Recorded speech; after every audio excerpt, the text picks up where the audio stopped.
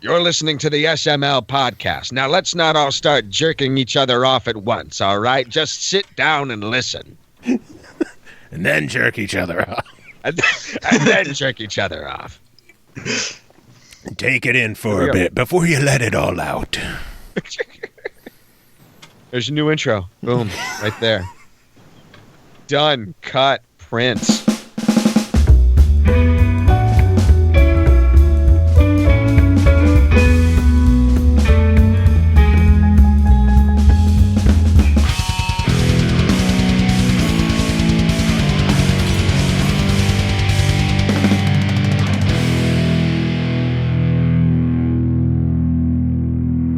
What's up, everyone? This is the SML podcast. I am your host, Joe. Joining me, as usual, CJ. CJ, how are you doing today?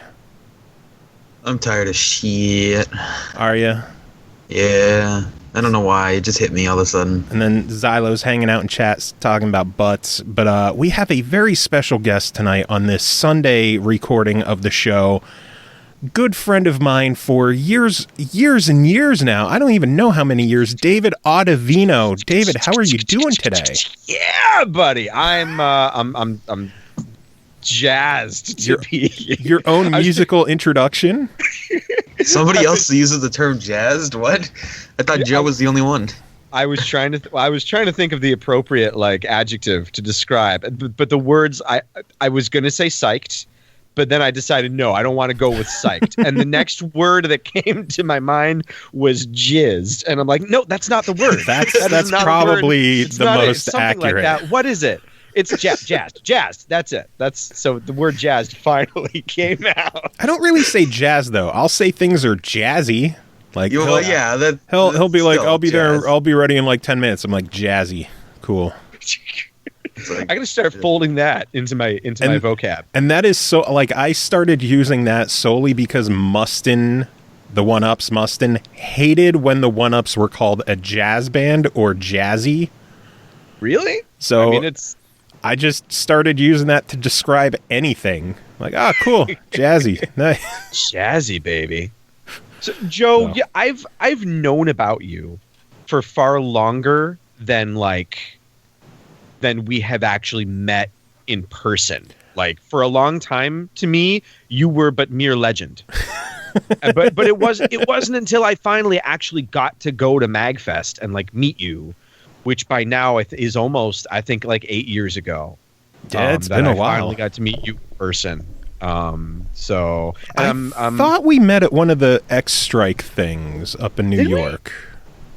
Possibly one of the summer pool parties going on. I'm pretty sure I met you at one of those. Was it prior to us meeting at a MagFest? Possibly. As far as I'm concerned, I barely remember last week. You're asking a lot of me right now. Trying to forget that. I've been trying to drink the pain away. By the way, as a special occasion, because you're on the show, I have cracked open my very last Mountain Dew Baja Blast from last summer. Oh, Christ. Damn, you've had those for a while. I have. This is my last one. You gonna order some more? You can't order it anywhere. I thought it was on Amazon. I can't drink caffeine this late. It makes me jazzy. You sure it doesn't make you jizzy? The Best Buy date on the bottom of the can is December 16th. I hope it doesn't cause a Crystal Pepsi fuck me. What was that? I was going to say epidemic, but I couldn't say that word. It's aged. It's merely aged. It's like fine wine. Yes, aged to perfection. What color is a Baja Blast? Did you say? It is. Is it? It's like a teal. Orange? Yeah, I was going to say, it seems like a cyan color. Like a light bluish teal. It's the one that they serve at Taco Bell. All right. Yeah. It's delicious. It had teal. What flavor is it? It is teal how flavor. Do they describe it? A blast of natural and artificial tropical lime flavor. Okay. All right. So yeah, it had seaweed and dishwater. Joe's favorite. Paint thinner and vodka.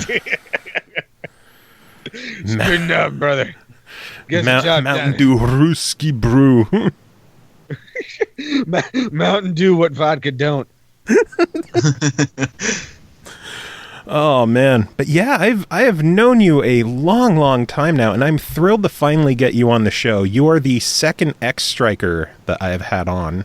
Only the second? Yeah, Tim's been on a few times, but I don't know. They're all so busy.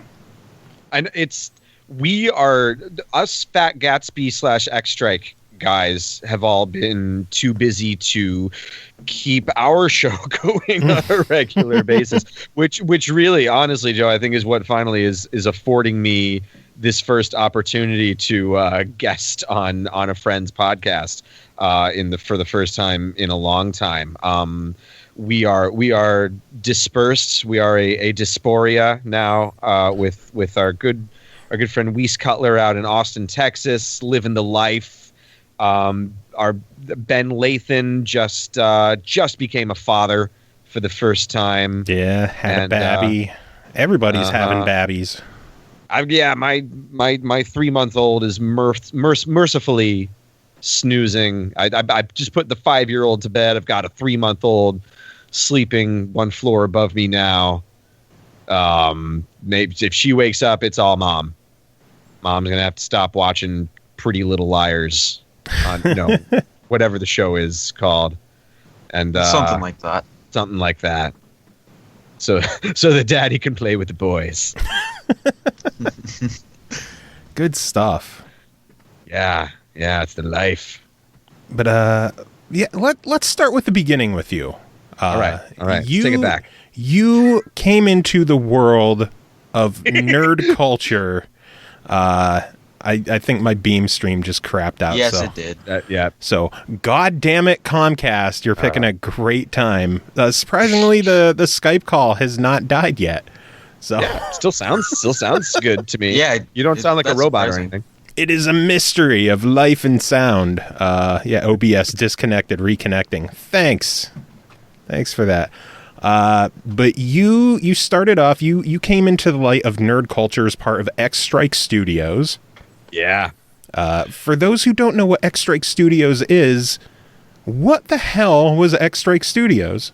X-Strike Studios was a film production company devoted to making full-length feature films based on video games. We were founded right around the turn of the millennium at a time when our founder, Tim Ekebus, was intensely frustrated with the state of Hollywood's video game output, decided he could do better, and started making low-budget action comedies that were, loosely that are lighthearted love letters, satirical love letters to some of our favorite games.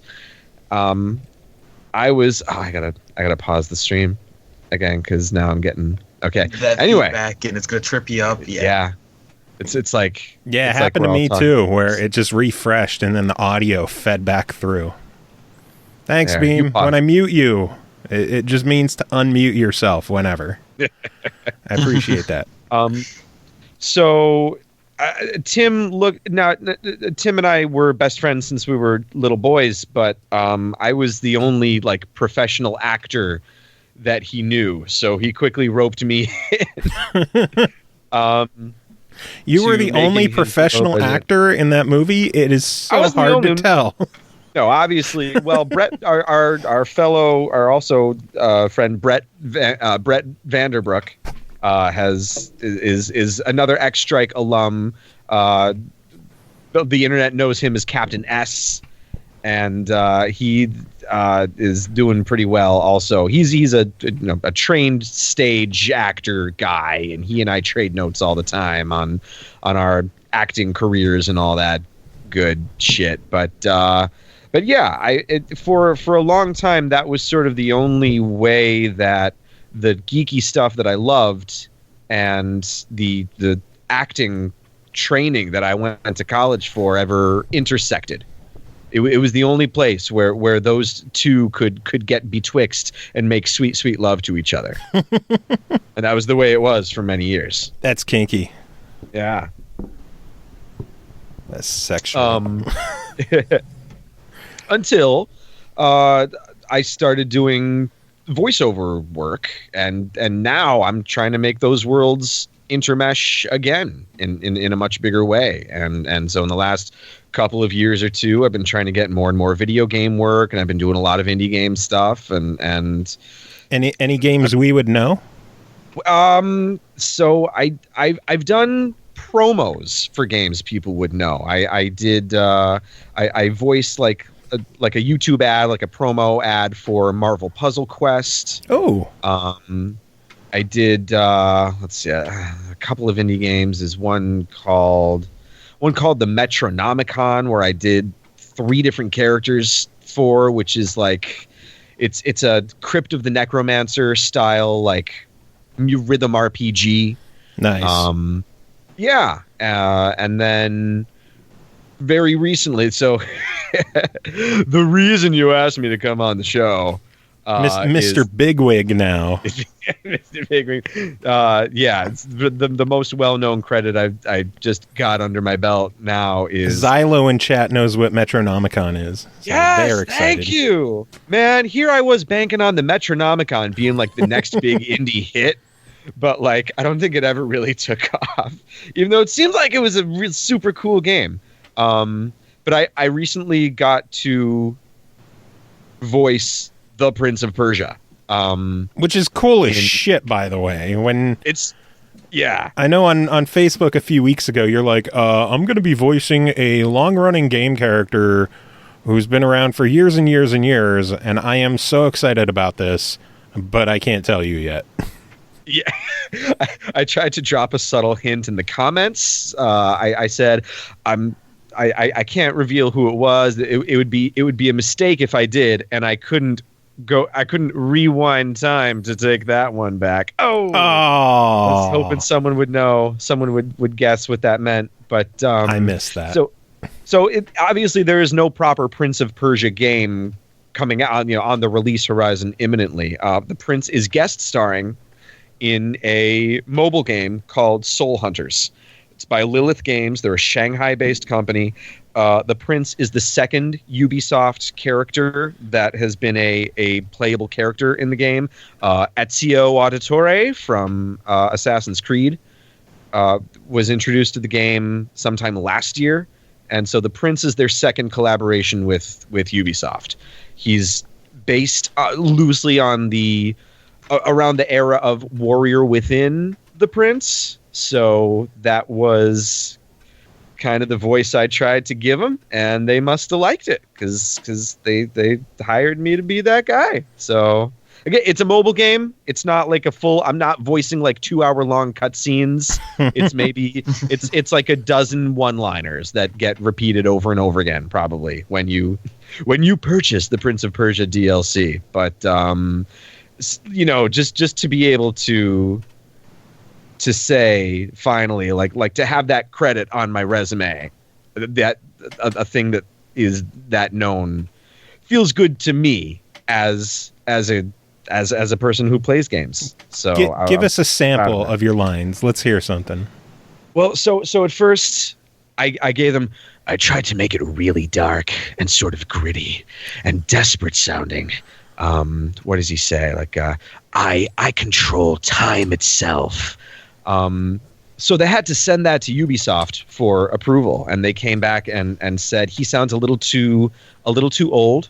Could he lighten it up, make it a little younger? So I went back and I studied Robin Atkin Downes's, who was the actor that voiced him at that time. His delivery, he's got multitudes in there. He's still sort of breathy and desperate and almost half British, but not really. So I tried to lighten it up and make it a little younger. Vaguely ethnic, but you don't know from where. Vaguely ethnic. Is he Arabic or is he sort of British? Who really knows? So it's kind of there.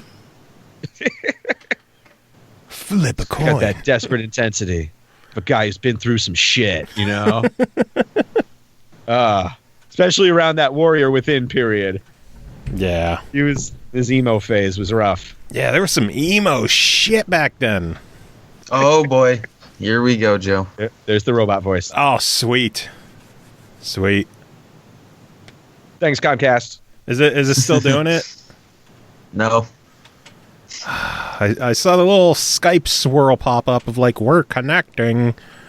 I think the stream died. I don't know. It's all kinds of fun. I can't even understand anything you're saying. I just know you're speaking. CJ, I can hear you perfectly. It's him. And the best part is I can hear you guys perfectly. And the stream's offline. Yeah, I can hear you guys perfectly. Nope. God damn it. That was better. Little. A little bit. Damn it. God damn it. God damn it. God damn it. God loves you. God. I think God just fixed your voice. Sorta. It's still a little bit. Yeah, the funniest part, all of this is that I can hear you guys flawlessly. Yeah, that's so weird. No distortion on your end. Nothing on your end. So just keep talking, and if it goes offline, then I'll fucking, I don't know. You're just gonna have to keep letting OBS reconnect. Pretty much. Yeah. Reconnection successful. Yay. Yay. Stream should be back online. Don't forget to mute it again. Right. Oh, man. So, yeah. Continue on with the story, because as long as you keep talking and it's recording it okay, like, you hearing me doesn't matter. I never matter, really. At MagFest, when we go to MagFest in National Harbor, Maryland, every year, and we see so many great legendary video game voice actors like GLaDOS, Ellen McClain, her husband John Patrick Lowry, the great Wes Johnson, and John St. John. Those guys, they all work in these major markets, and they do most of their work in a studio. Their agents book that stuff. It's cool that it's I'm so like pumped that I got to be the Prince, but it's definitely, make no mistake, I'm still very much small time. I record in my home studio, and my level of interaction with it was literally that. Like, I sent in an audition, and they said, the game maker in Shanghai, they said, I've worked with them before. I've done some of their original characters for that game, Soul Hunters, before. So they knew me, and they said, "Oh yeah, Dave, we'd love to hire you. We got to run it by Ubisoft and make sure." So they sent my audition to Ubisoft. They came back with that one round of feedback. "Oh yeah, Dave." And this is all just people typing. So I did another take, sent it to them, and before I knew it, they had just given me approval, and we were done. Like, that was the extent of my interaction with them. So on my end, it feels like nothing has happened. It feels like I've sent 2 emails and done 2 recording sessions completely on my own, and that's it. And then all of a sudden the character is in the game a week later. So, again, because it's a mobile game, the turnaround time with this sort of stuff it's not like in AAA. It's not like I record something and 6 months later it happens. Yeah. The character was ready to go. The voice was like the last thing they needed. And so they stuck him in the game, and boom, that was it. The Metronomicon, that was different. That I had recorded half a year before that game was released. I did 3 different characters. They all had to sound completely different from each other. And it was 6 months before I got to actually listen to any of the audio in the game and hear myself again. So sometimes, sometimes the lead time on development does keep me from actually getting to listen to my own work. No, well, I think they'd just send you audio files just to let you know what you sound like. I would love that, but they've got, so especially with indie game developers, they're also they're doing everything themselves, so they've got way more shit to work on. Yeah. So I don't want to pester them, and I want them to keep working on their game and get it to make sure it's a good game so that I can actually boast about it. Yeah, I know. What was it? Battle High 2A+, like the one game that I did a voice for. I did lines back in like May, June, something like that. Oh, yeah? And the update didn't release until, December. Mm-hmm. So You're they're like, I want to talk about this. I want to show this off. I was like so eager, but it was cool as hell when I finally heard it. And then the guy was at MagFest as well, so I got to play him really? as my character and get my ass kicked by the creator of the game using so the awesome. character that I voiced. That's really cool. That's pretty fucking You cool. played yourself. Like if you were to play the game, there's a good chance you wouldn't recognize me because it's a character who's like using a voice modulator, so there are some distortion effects on it. Mm-mm. But I'm still in the credits, and the SML podcast has a thanks in the credits. So to me, that's cool as fuck. I think it's super cool when I hear my voice and like, or if I play it for someone and they're like, "That's you? That doesn't sound anything like you." And that just means I get to go like, "Well, yep, I changed my voice." Well, I was doing that acting thing that I do. Quick, Dave, do an acting for us. What light from yonder window breaks? It is the east, and Juliet is the sun. I wonder if we could we should try we've had so many different theme songs over the years, but we've always had George Nowick do the intro for the show. I wonder if we should try a different voice. I wonder how that would work. Well, I've got a whole lot that I can draw from. Okay, this all day today. This week has killed me because it's not that I've gotten to work on anything cool or exciting, but I had to do. This week I had to voice a live presentation for a multinational accounting firm. I had to record some YouTube pre-roll ads for an American car maker, and I had to be and I'm recording the audio for a walking tour for a battleship museum. Oh wow! Like a battleship that's been decommissioned. So as the narrator for that, so I do this kind of voice. I put on this sort of gruff. I imagine he's the XO of the ship, and he doesn't take any shit. And as you're walking through the hatches, he explains, now that's where, if you were a sailor on board this battleship, that's where you'd stow your bunk. Not a lot of room, is it? Well, you had to get used to it, pal. So, man. So I would love to hear the outtakes of that. I'm like, I'm the commander of this ship, and if you don't like it, you could get the fuck out.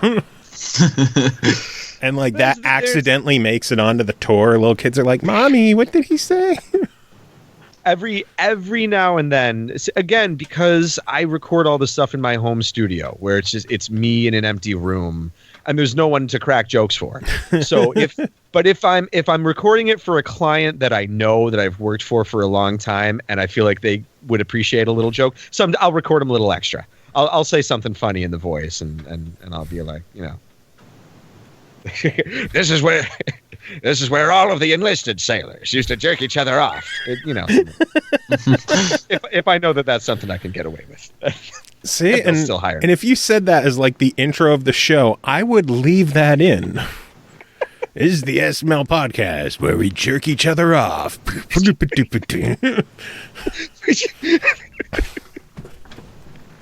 Yeah. All right. Let's okay. Here Try we go. me. Record it right now. Just give us the line. Here we go. All right. You're listening to the SML podcast, motherfucker. Take a seat and start jerking off. I don't know why. That's what I said. Yeah. Just make sure you take the seat. Gotta make sure you take that seat. You're listening to the SML podcast. Now, let's not all start jerking each other off at once, all right? Just sit down and listen. And then jerk each other off. And then jerk each other off. Take it in for a bit before you let it all out. There's your new intro. Boom. Right there. Done. Cut. Print. Yeah, so yeah, new intro. Good stuff. So you heard that at the beginning of the show, and then you just heard it again because now you know where it comes from. You know the inspiration for all of this. I love that it's going to be on the show. Jizzing everywhere. Is the jizziest show around. Jizzy, jazzy, snazzy. Snowy. Whatever cum-fueled desires you have. It's jizzy, it's jazzy, it's snowy, it's blowy, it's everything you motherfuckers want. It's the SML podcast, god damn it. That needs to be our YouTube advertisement. Can we? All right, now you know who do I pay to get a 15-second ad for that on YouTube? Like someone goes to like watch some video and it just pops up with a picture of David Autovino with thumbs up. It's like, it's jizzy, it's jazzy, it's snowy and blowy. What will the visuals be on that? David Autovino with thumbs up. Me with talking about jizz and jizz, jazz, snows and blows, and I don't know. When I listen to hot jazz, it always makes me want to jizz. I've got a hard-on for Herbie Hancock. I'll hand his cock, if you know what I mean.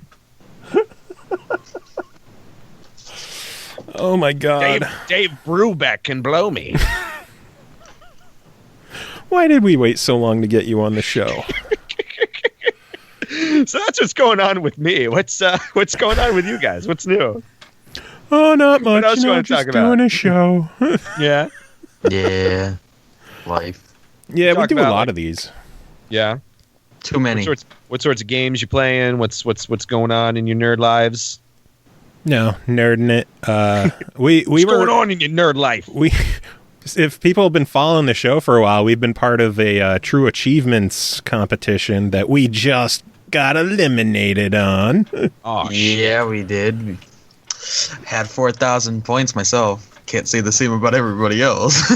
I intended on playing some stuff for my birthday during my birthday, but my birthday was fucking horrible.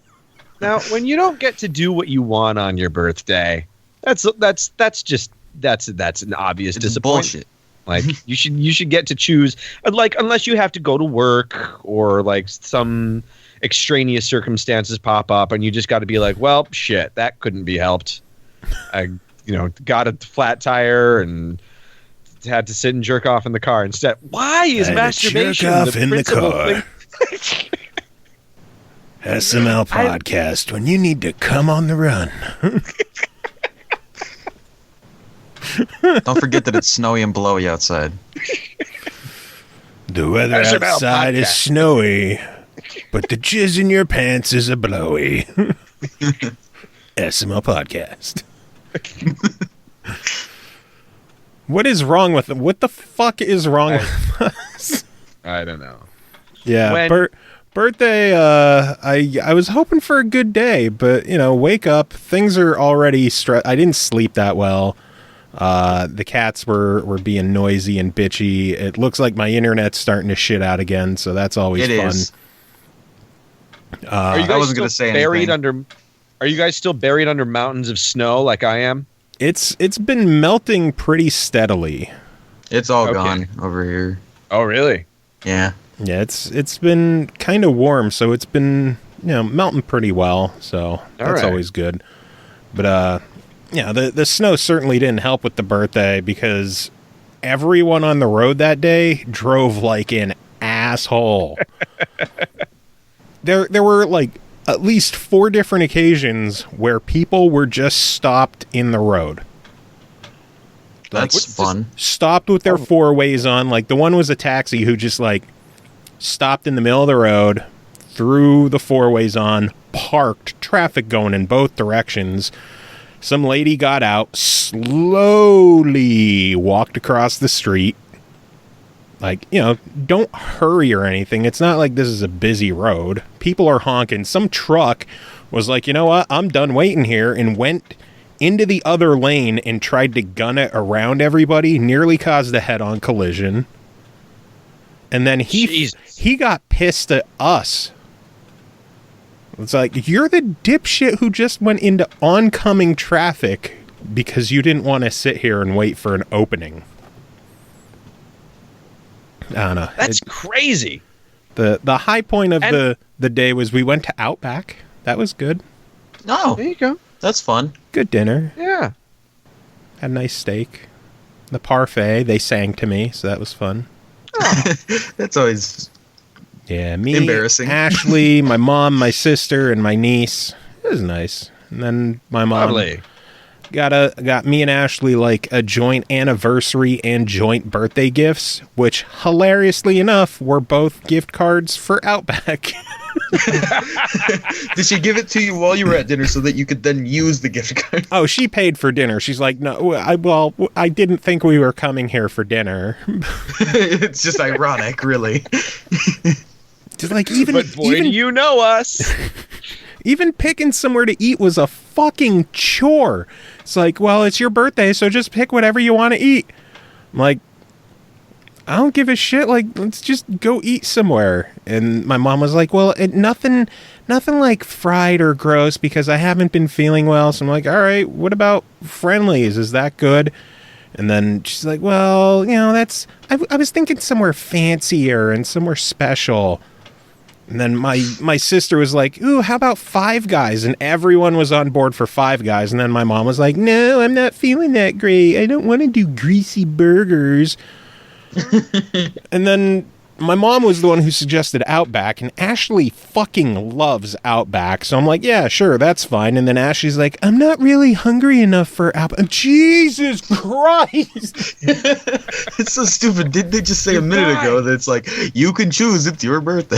Seriously, I was like, if we're going with my choice, I'll drive an hour and a half down to fucking Hardee's. Shut the fuck up and just pick somewhere to... You tell me what I want for my birthday, just so we could pick somewhere to eat. I don't give a shit. It could be a Burger King. Who fucking cares? I really didn't care. They could have said Burger King. I was fucking fine. Whatever. Wendy's. Whatever.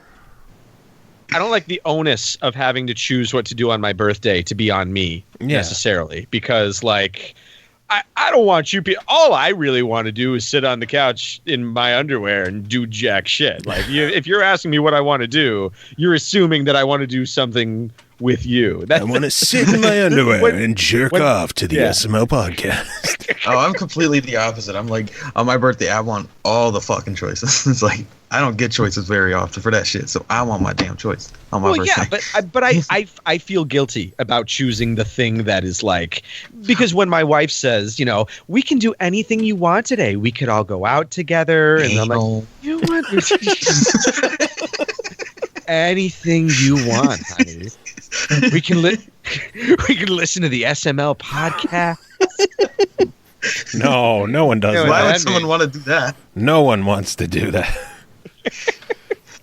Shit, even the do what you want, like I couldn't even do what I wanted without getting guilt trips. Like I was like, let's it's my day. Let's visit the local game stores. The one we were there at like noon. It didn't open until 2. It's like, oh, good thing we came all the way here.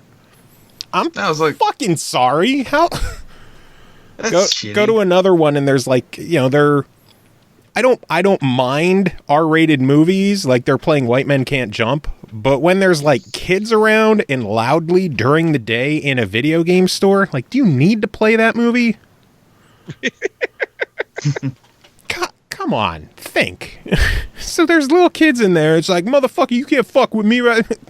Do you want to think about this? And then Ashley was, she was getting stressed out with everything because she doesn't like a lot of people around, and the people in the store were noisy, and there were a couple that had, it's hard to explain, but like when you're in a trailer park and there's just that odor of like filth odor. Yeah. It's hard to explain, but you know what it is when you smell it. I know. Yeah. Mm-hmm. Like, it's not pee. It's not like, it doesn't smell like BO. It just smells like trash. Like, I don't know. Like, it's garbage. It's right. It smells like poor life choices. The SML podcast. Poor life choices brought to you by the SML podcast. Smell like sour milk and chicken soup with the SML podcast. But aside from dinner, like the only positive for me yesterday when my birthday was we went to Walmart and they had the Orange Mountain Lightning, which is like the generic Mountain Dew, but they had it in orange because they don't, like, for some reason Pepsi doesn't sell like anything except Mountain Dew in our area. It's like Mountain Dew and Code Red. You want any other flavors? Go fuck yourself. Ugh, Code Red is fucking disgusting, too. So, the fact that Walmart has a generic orange makes me happy, but it's always sold out. But that's because it's good. Oh, yeah, there we go. Since my Baja's gone. I'm stress drinking. Just having these flashbacks is pissing you off. God damn it. It's fucking post-distress disorder or something like that. PTSD. I'll tell you what, a shitty, stressful day. And then when we were done eating, I'm like, oh, did you want to go, like, we could, like, wander around Five Below or, like, go to Best Buy? Just because I didn't want to go home. I wanted to be out and, like, I am always home. Ashley, when the snowstorm happened, she was in Danville all week because of the snow, couldn't come home. I couldn't go anywhere. Our other vehicle was trapped under 2 feet of snow, and even if I could get it out, no way in hell was it moving in snow. I just wanted to get out of the fucking house. And she's, you got some cabin fever. You need to be out. I'm looking just at things. Tired, and I don't like going shopping. I just want to go home. So we went home. I took some sleeping pills and I went to bed. I'm like, fuck it. I don't want to be home awake and doing nothing. So I went to bed at like 5 o'clock. Damn. That was my birthday. Sounds like a shitty day. Yeah, it was fucking wonderful. And then today, nothing but Comcast problems. So last night I was up until 1 a.m. actually. Oh boy. That is. I know, right? Oof. When you have 2 kids, 9 p.m. is late night. 2 kids under 5 means 9:30 is a stretch. So I was up until 1 in the morning, pulling my hair out over my Raspberry Pi. Now, I've gone, like, I've fallen in and out of love with this with the Raspberry Pi for about a year and a half now, and I thought that I was finally getting this thing. Like, I've got it all set up to be this perfect little retro emulation machine. I built an NES shaped Lego case for it to live in. It looks adorable. It's my own little, like NES classic that I built myself. I feel really stupid because I thought you were talking about an actual pie. I've never heard of it. Was delicious. So a Raspberry Pi, CJ, if you don't know what a Raspberry Pi is, it's a credit card sized Linux computer. I've never heard of that. Oh, really? Oh, how? They're super cool. It's the size of a credit card. It's a Linux computer, like a very sort of basic bare bones. It's just a circuit board. That's all it is. So you put it in a case, plug in an HDMI cable and an SD card, and it can run like a really light version of Linux. And what people do is they turn these into tiny little emulation boxes that can just sit, like, attached to the back of your TV or whatever. And they emulate like games up until, retro games up until about like PlayStation N64. That's where things start to get a little bit dicey. But they're $35 and they're a really fun little, like, do-it-yourself computer project. At least, when it works. When it doesn't fucking work, it's a do-it-yourself computer project, which is like, I don't know what the fuck is going wrong. Is there like a line of code somewhere that went screwy? Did I change a config file? It's fucking Linux. I don't fucking know. So I had ordered a couple of Super Nintendo controller adapter, like USB adapters to plug into this thing, so that I could use a real vintage classic joypad with like low button latency and everything, so that it feels good the way it's supposed to. And I went through 2 of those before I found one that worked. I configured the controls, and it worked great for like a week until yesterday. I sit down. I want to play a little F-Zero. I just want to sit down. I sat down with my baby in my lap at 9 o'clock. I was going to play 20 minutes worth of Super Nintendo F-Zero before bed. I ended up staying up until 1 a.m. because suddenly the controllers broke. Suddenly the controllers did not work. And I couldn't figure out why. I couldn't configure them anymore. They wouldn't work in the menus anymore. There was nothing I could do. And I come to bed at 1 o'clock.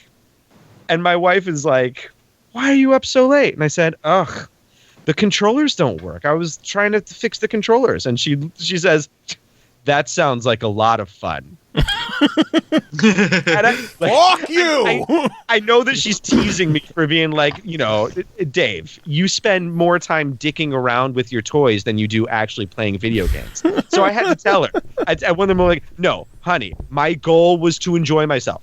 My goal was literally just to sit down and play a video game. That is all I wanted to do. I didn't want to tinker. This was not here's Dave messing around with a whole bunch of cables, plugging things in, making the back of the TV more efficient because he thinks that's fun because I'm a fucking idiot. I know I am. It's true. I do that. Okay, I'll admit it. This was not that. This was me just trying to enjoy myself, just trying to turn off my brain and drive on some futuristic. The question is, did you ever actually get to play F-Zero? No, I never played F-Zero. I never got to goddamn play it. I'm currently uninstalling and reinstalling the entire goddamn Linux distro on the SD card right now. Oh my lord, that's amazing. So it's like when I went to bed, my shitty day transferred to you. I just picked it up where you left off. You're welcome, I Dave. picked up your chain of frustration and anger. You are so welcome. Hey, if I can bear that burden for you until 1 a.m. Oh man, I'm so angry at that thing. I love that thing. You got the juice now. Ooh. Meanwhile, yesterday was a perfectly fine day. Go fuck yourself. I didn't have any issues yesterday. Oh my lord. So I'm curious to know, have you guys heard a steady clicking through my end of the call? No. Oh, at all. Okay, because the cats decided to turn on like one of their automatic toy things like right next to a table because they're dicks and they'll do that. They'll just paw at the button till it turns on. And it's just been clicking against the table for like the past 10 minutes apparently. No, dude, you got that lovely blue microphone. That is blue microphone and a very focused cardioid pattern, so it's not picking it up. No. Well, yay. Yeah. My cat just rubbed against my mic like 10 minutes ago, and I wasn't sure if anybody heard it. I was just like, whatever. Something just rubbed against my leg. I don't even have a cat. You're welcome. Cat's been dead 10 years. Oh, my lord. The SML podcast, Dead Cats and Jizz. Deal with it. Oh, boy, and later tonight we got more for you.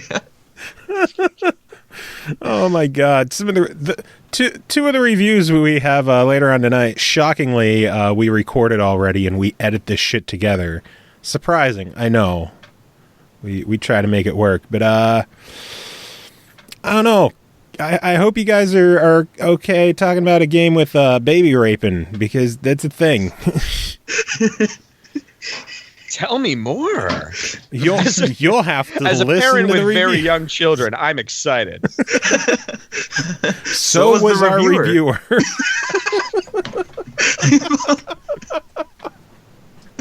Oh my god. Yeah, she was pretty excited with the game. It's a game called Too Dark that's like a survival horror style game, but it's about children who are being abducted and violated, and it's super heavy. It's not like a joking game. Okay, it's not okay. It's not like it's not a wacky madcap comedy, so don't worry. Okay.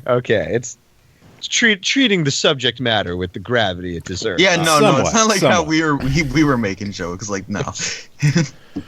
Yeah, you either you gotta laugh or you gotta cry sometimes, and Hey, We went the wrong route.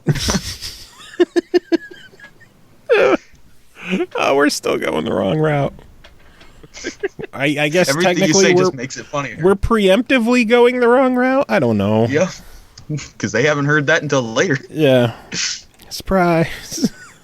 This is gonna be a fun one. Oh man. So Dave, what else have you been up to? Have what's the X Strike crew doing these days? You said that Fat Gatsby's kind of splintered and not really doing much. yeah, Fat Gatsby is on life support right now as real life kind of interferes with all of our ability to get together and do stuff. So a lot of the big projects that we have are just sort of seem like they're indefinitely. I don't want to be like an official spokesperson, but some of the things that we were really excited about, like new seasons of our radio drama Vic Tokai, those are still just keep kicking down the road. Which is unfortunate, but I didn't even get to go to MagFest this year because Which I was so had just bummed had a about. baby. I was bummed. As soon as I started seeing all you guys having a ton of fun, I started missing the hell out of everybody. But like half the guy, like I don't give a fuck if I never see Darren again. Fuck that guy. But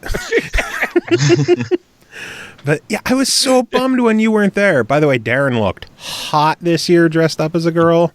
He did. For the quinceanera. Holy shit. And he had just had a baby too, so I know that he ditched his technically his wife did. Child. He didn't. He looked like he could have. Yeah, because he was. Well, pretty. he's got those hips. So hips don't lie. We're specifically talking about Darren DeMarco. just for the people wondering. Darren DeMarco was my co-star way back in River City Rumble, the X Strike Studios' first production, and so unfortunately, I wish I could say that we've got lots of that Fat Gatsby, the newly the current incarnation of X Strike Studios, has lots of fresh, cool things on the horizon that we are just itching to announce. But we've all been sort of the Weiss Cutler is doing improv comedy out in Austin, Texas. He is like one step away, I feel, from being in a Judd Apatow movie. At some point, he's going to be like a featured funny guy in a Judd Apatow film. I wouldn't be shocked. I know he'll have his breakout moment.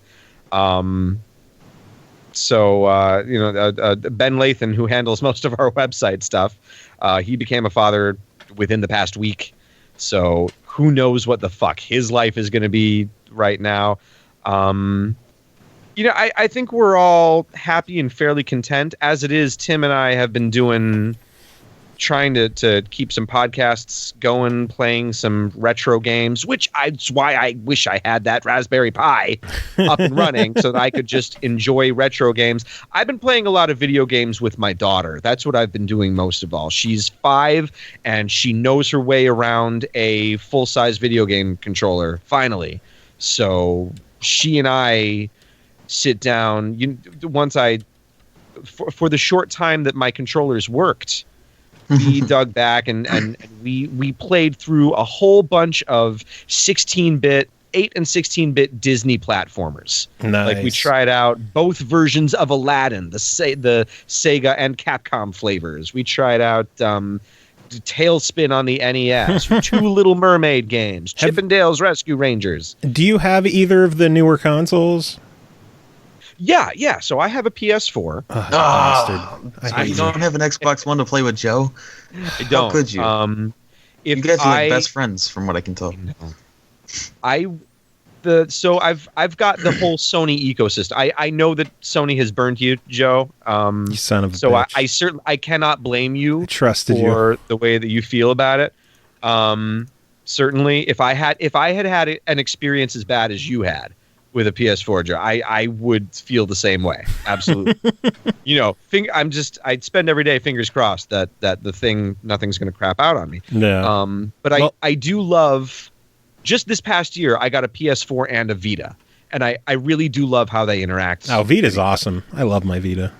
Dude. PS4 could still eat every dick on the planet, though. But you'll be excited to know. Have you heard of the Disney Afternoon Collection? Oh, I sure have. Yeah. How fucking awesome is that? We were talking about that really on our last episode, and I am $20 for 6 games. Fuck yes. Yeah, it might be a day one purchase for me.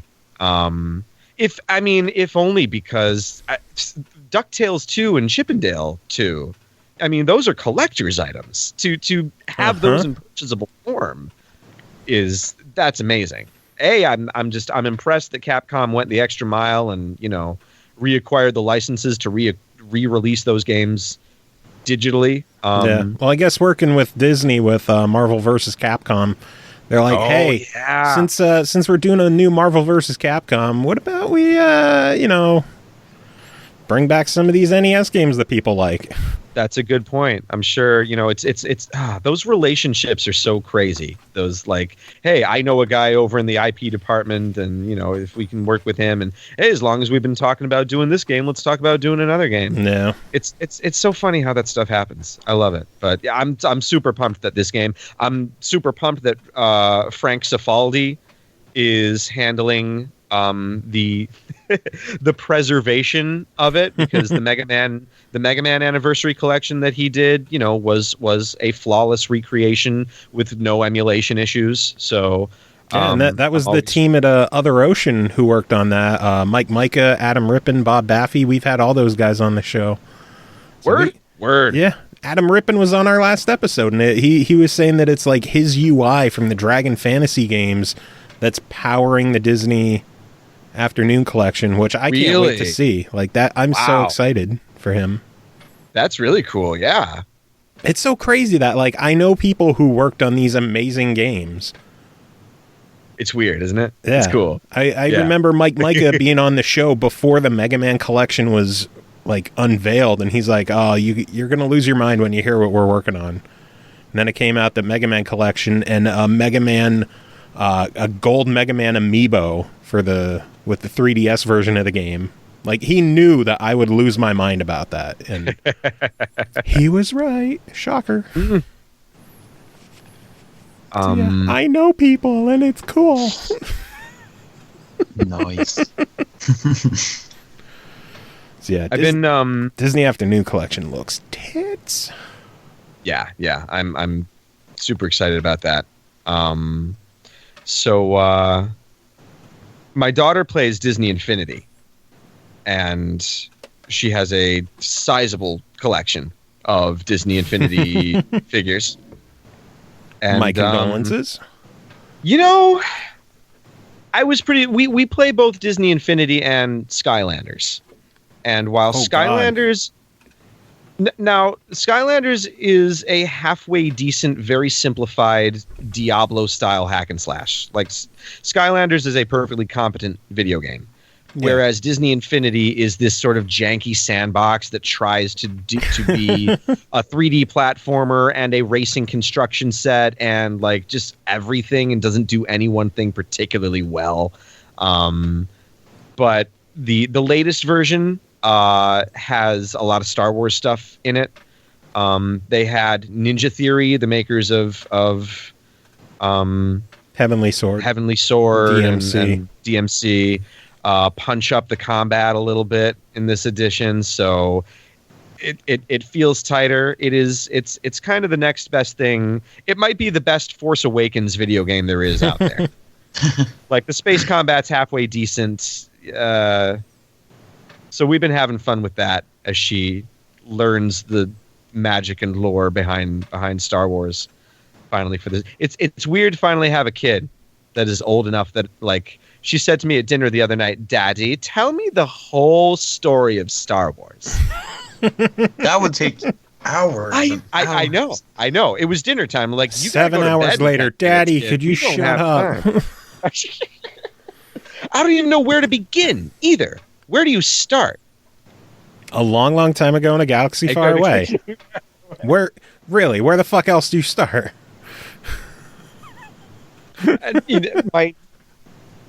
And my wife, who is not a nerd, so I love when she humors me by asking me questions like, someone who'd never seen Star Wars before, where should they start? What's the first movie you start at? In my mind, you start with Episode 4. That's where you start. You start with the order in which they were released. Then it again, makes no sense. These days, shouldn't you start with Episode 1 so that their expectations are suitably low? But then you got to slog through 3 bad movies just in order to get to the good. But you don't know they're bad until you see the next 3. Then you'll be like, so what the fuck was up with those other ones? They sucked, didn't they? So if you start with Episode 1, at least you can be like, yeah, all right, that was an all right kids movie, I guess. It's like they get better over time, and then it like peaks, and then it starts to like dive down a little bit near the end. Instead of like starting up high and then just plummeting, but a little bit of a comeback with Episode 3. Yeah, I can see that. You could make the case, but you've only got one shot, one opportunity at this. You only get to experience for the first time once. Do not miss your chance to blow.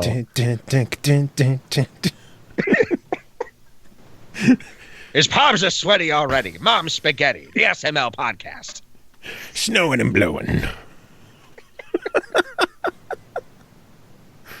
Oh my god.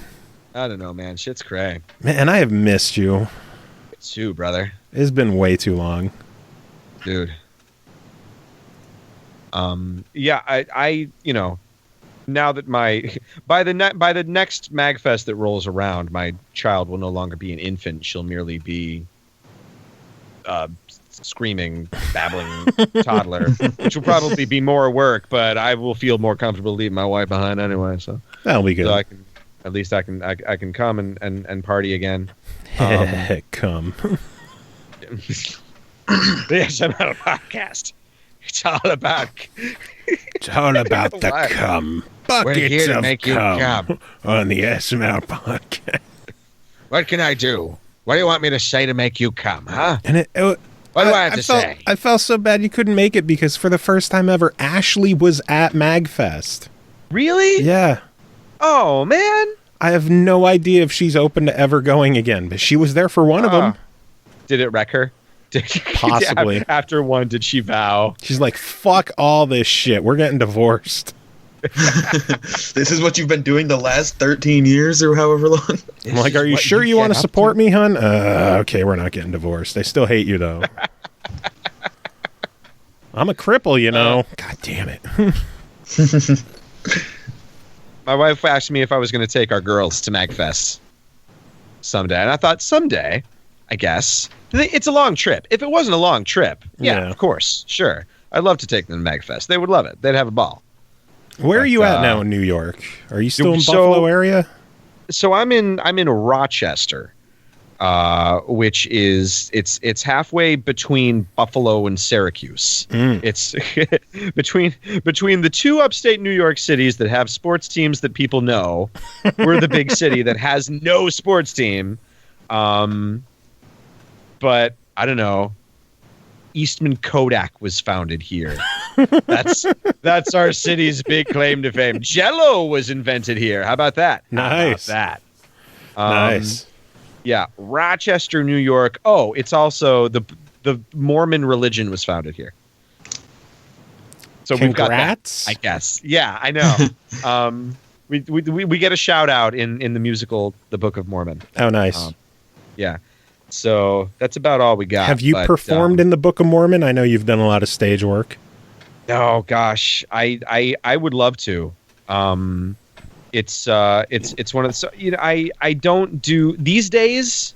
I don't get out to get up on the stage very much anymore. The last musical that I performed in was so here in Rochester we do have one really good professional theater that hires union actors like me, pays well. And so I 2 years ago I performed a musical there. It was an original musical about the Holocaust. Oh, It was by a local author, and it was terrible. It was really bad. I did it for the union paycheck, not having a chance to like read it before I was asked to come and do it. And it was just, oh man, the whole thing was a train wreck. Not only just like the play itself was bad, embarrassingly bad. It was a musical about the Holocaust. Let's just start there. give us a sample of like one of the worst songs that you had to perform. Try it's been a while, but a new land, a new life, like something like that, like singing about immigrating to Israel. Let's there were bad Nazi accents saying, have you heard the news? We're gonna burn the Jews. That was it. Yeah, so you saw it. You got to see it. I'm amazed. Thank you for making it all the way up here. You're welcome. I didn't want to tell you.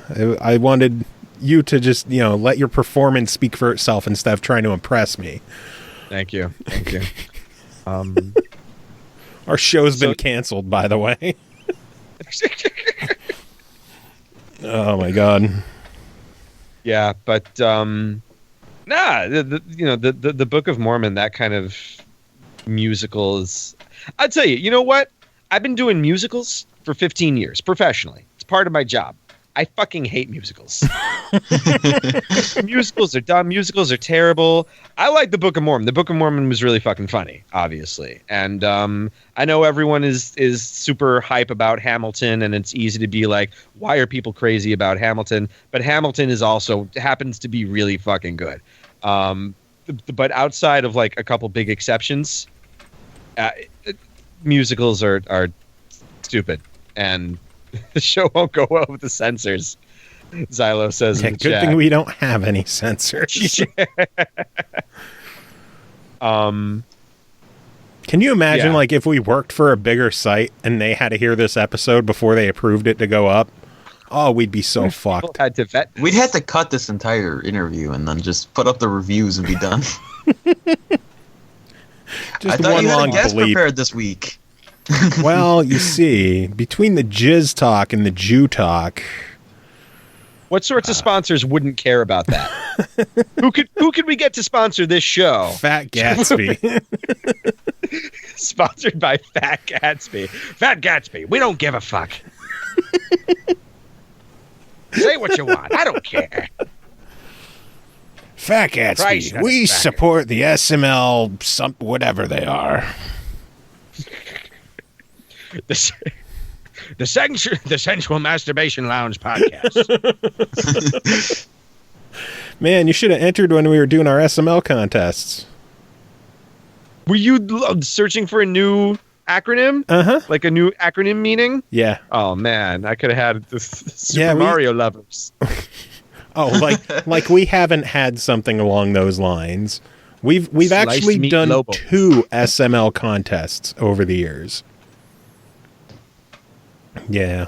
Well, fuck. Maybe we'll do another one for episode 300.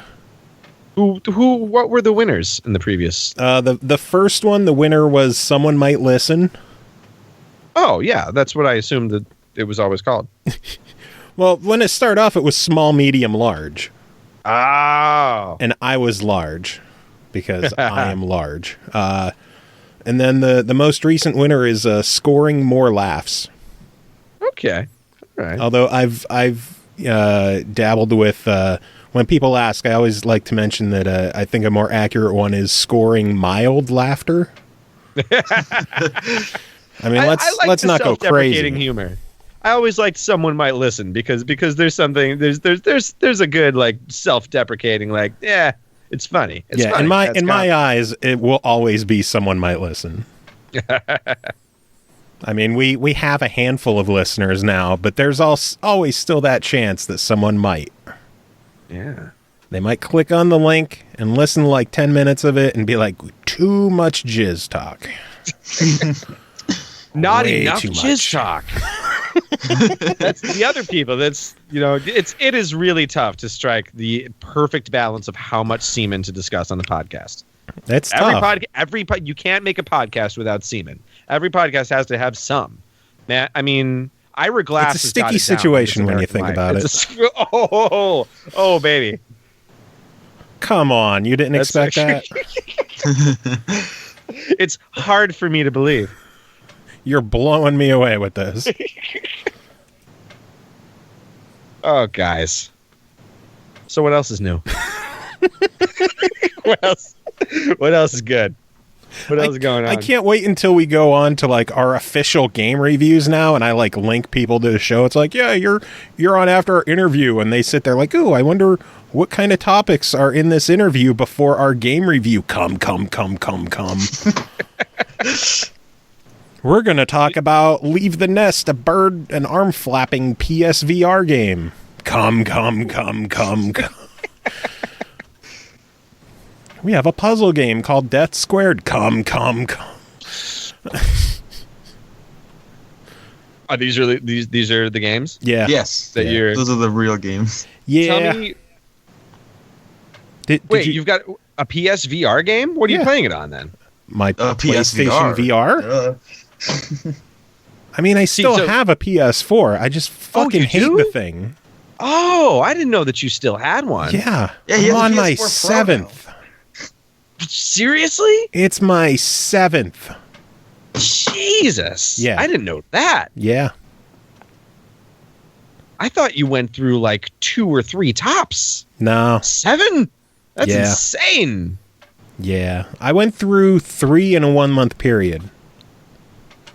Christ. Yeah. I had one break. I got a replacement to me, and it was DOA. Oh, man. No Pulse saying the PSVR I bought him. Half. Yeah, I don't know if you know, we did a public fundraiser for the show of people just donating to a fund to help us get the PlayStation VR. No Pulse was one of our biggest supporters, and near the end of it, he's like, fuck it, I'm going to start matching other people's donations because I want you guys to get this thing. For some reason, he actually wanted us to have that.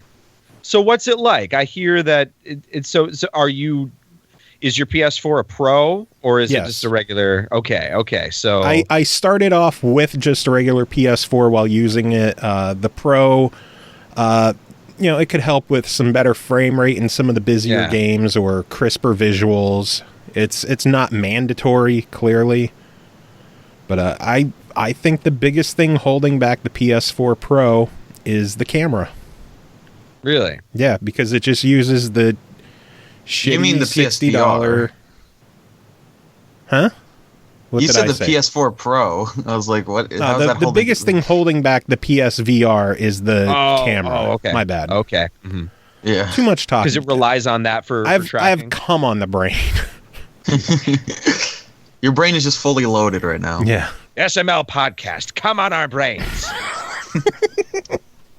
Jizz in my ears. It's like a sweet, sweet cum stain in your ear hole.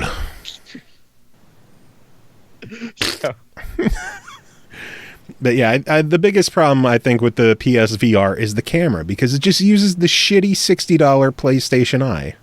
Mm-hmm. And it's just not that good. So tracking is the tracking feels laggy. It doesn't feel as one-to-one as it should be. There's times where like just for no reason everything will start getting jittery with the headset, and I think it's just because the camera can't properly detect all the lights. Oh, okay. Or it'll help if you turn the lights off in the house, but I shouldn't have to do that for a goddamn VR. Like, just work. Get a better camera. Have you ever gotten motion sickness in there? Yes. Yeah? Yes, very much so. A couple of the games I reviewed, I'm trying to think what the one, I think, what the hell is it? Is it Tethered I remember what or you're talking Windlands? about, but I don't remember, like, what it was called. I want to say it's called Windlands. Probably. It's the one that you said Ashley played as well. Yeah. I'm looking it up now. First-person grappling hook exploration. Yeah, it's called Windlands. It is available on Steam with the Vive and the Oculus Rift. It's basically first-person grappling hook.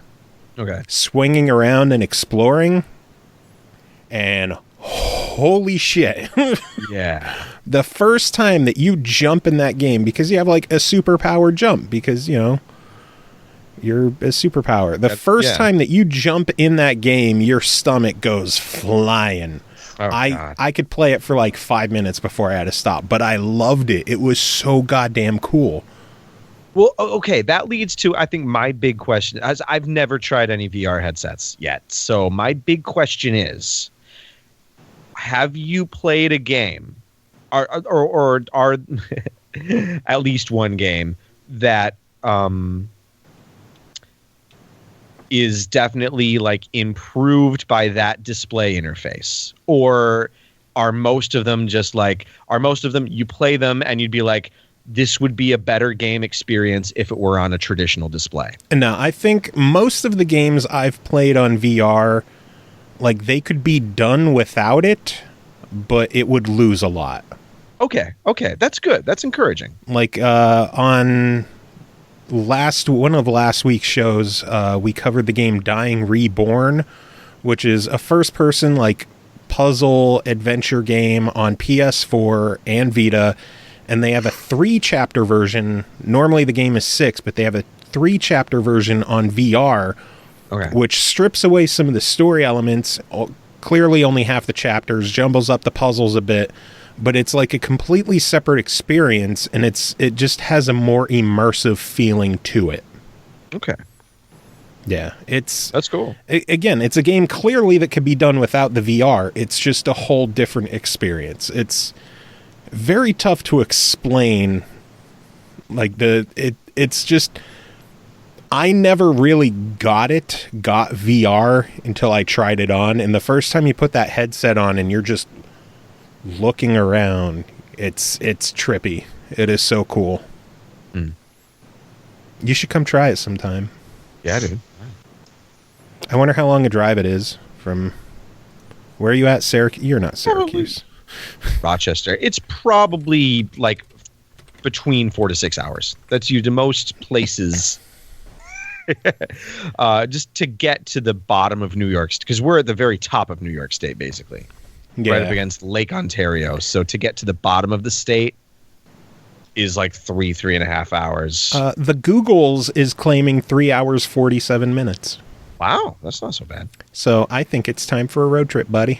Road trip. Come visit. Come try VR. You could bring in the whole family. Sounds good. Let's do it. I hope you're not allergic to cats. Or cum stains. Or cum stains. This house both is very just allergic cats. Slathered in cum. The cat's just sticky. There's like I hear hard that's good spots. I hear that's good for their coats. A shiny coat. Xylo, new mascot for the show, Jizzly Puff. Oh, God. Come here, kitty.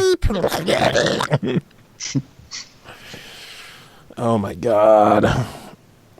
Yeah, PSVR is pretty trippy, though. We actually, one of the games to review this week is a VR game. Were you interested in hanging around to do the reviews with us? I'm not sure. I'm not sure what kind of time schedule you're on. Yeah, I may have to call this quits so that I can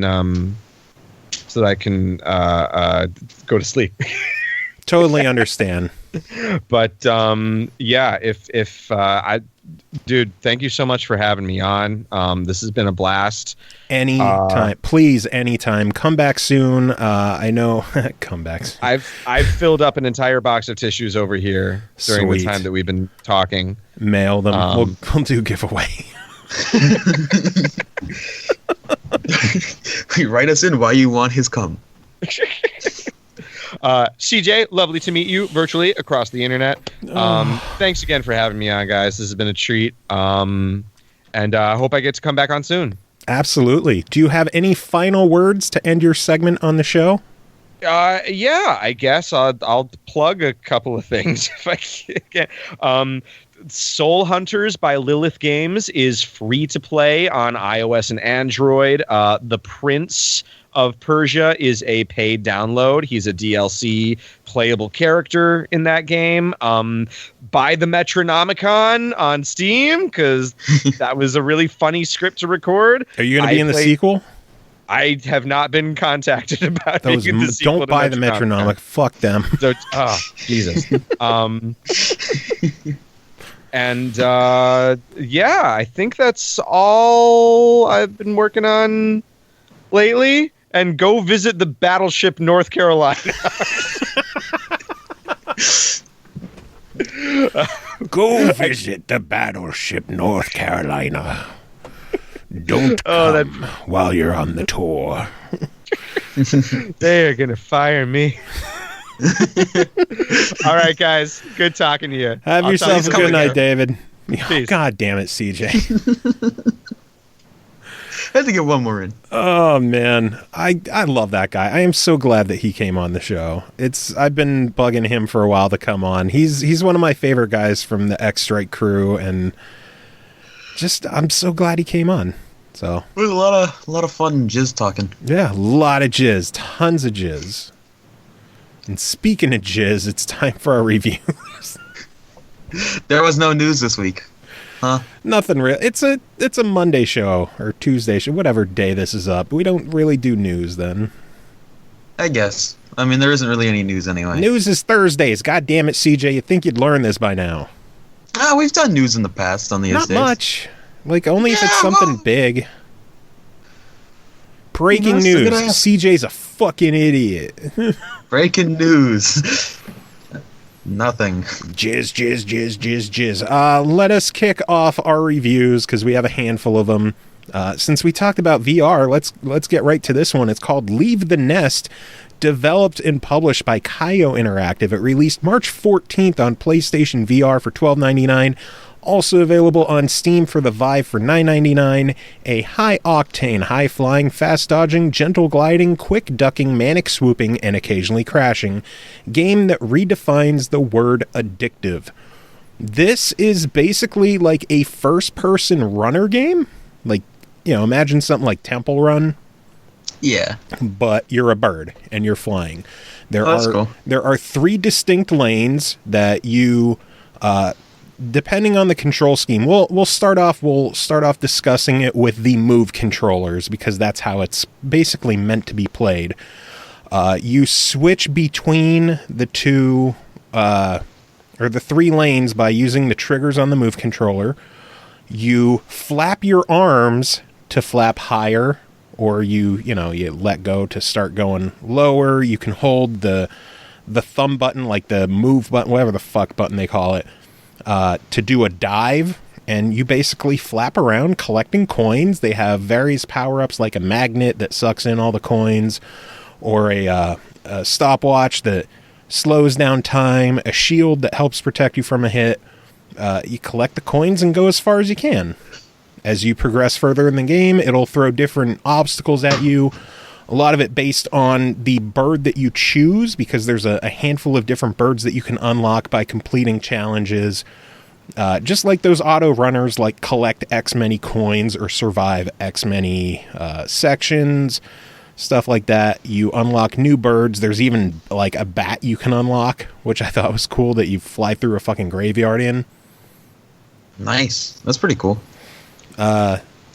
It's fun to play, flapping your arms, and it's immersive. I can imagine it looks stupid to other people. Oh, I can. Somebody comes. I would love. Well, I wouldn't love it. I would fucking be embarrassed to shit. But I would love to see Ashley just like secretly record me playing this, flapping my arms. They say it is addictive. It is very addictive. It is very much a one more run kind of game. One more run. A lot of that stems from the fact that they also say occasionally crashing. You're going to crash a lot. My biggest issue that I've had with this game, and it might just be me, is when you play auto runners, you kind of have a good idea of when you could switch from lane to lane. In this game, I have always found myself switching lanes way too early and crashing into something I thought I passed. Oh. And again, this is something that I could easily overcome by playing it enough. It's just like, in my mind, I passed something, but I didn't. It is directly next to me, and I go right into it nearly every time. And I found it easier to just fly over everything. So you're just constantly flapping then? Pretty much. They do have the option to play it with a standard controller, which after a while, as fun as it is to start flapping around, it's a lot easier and a lot more accurate to just use a controller, where you're hitting the X button to flap and the triggers to, or one of the analog sticks to just switch lanes. It is a much easier game to play that way, but it does lose some of the immersion of just, flapping your arms like a bird. Yeah, obviously. For that makes sense. For $13, for as addictive as this game is, it might not be, the prettiest looking thing in the world. It's kind of blocky visually, but graphics serve enough of a purpose to get it done.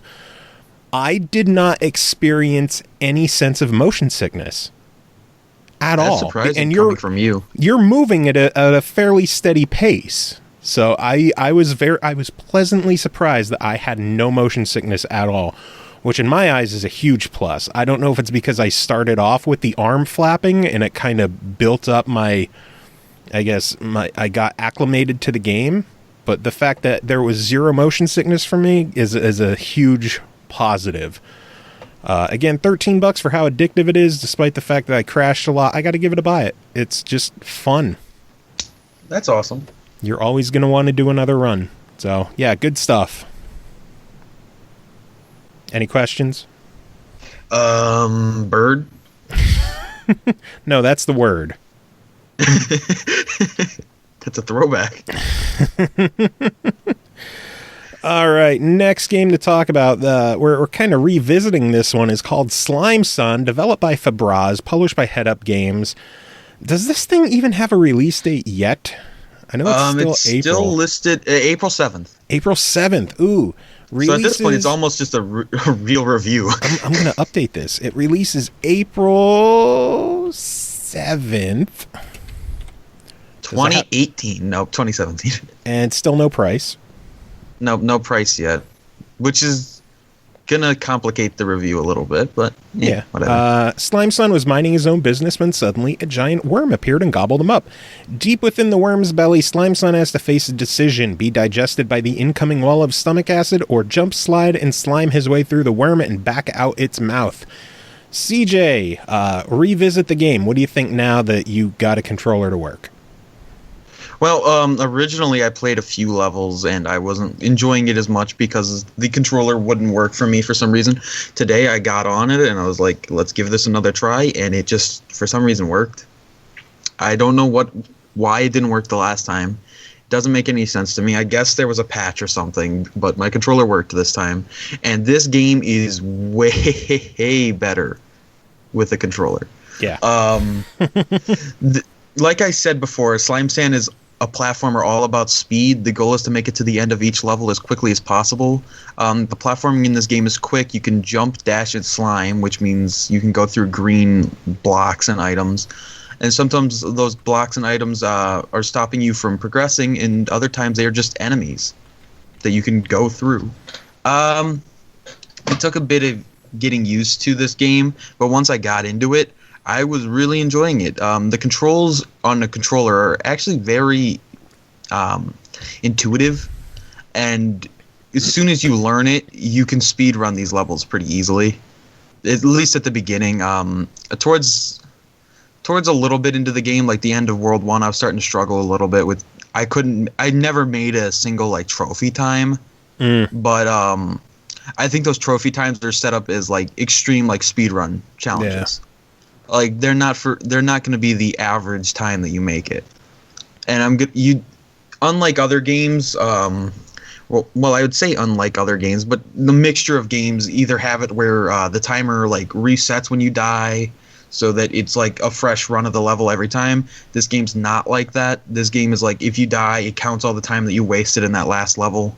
So you're going to want to do a run flawlessly if you want to make sure that you get the trophy time. Yeah. The visuals in this game are incredible. Like I said before, you can't play this game for too long without it just screwing your eyeballs up. But hey, whatever, they still look great. I love the mix of like blues and well, the 4 colors there are white, blue, green, and pink. I mean, there's no other colors in the game. It's a cool visual like color palette. Yeah, I love it. It's very unique. It's also blinding after a while. The level design in this game is great. Everything flows so well. It's insane that you could just basically do this stuff with muscle memorization and just everything works exactly correctly every single time.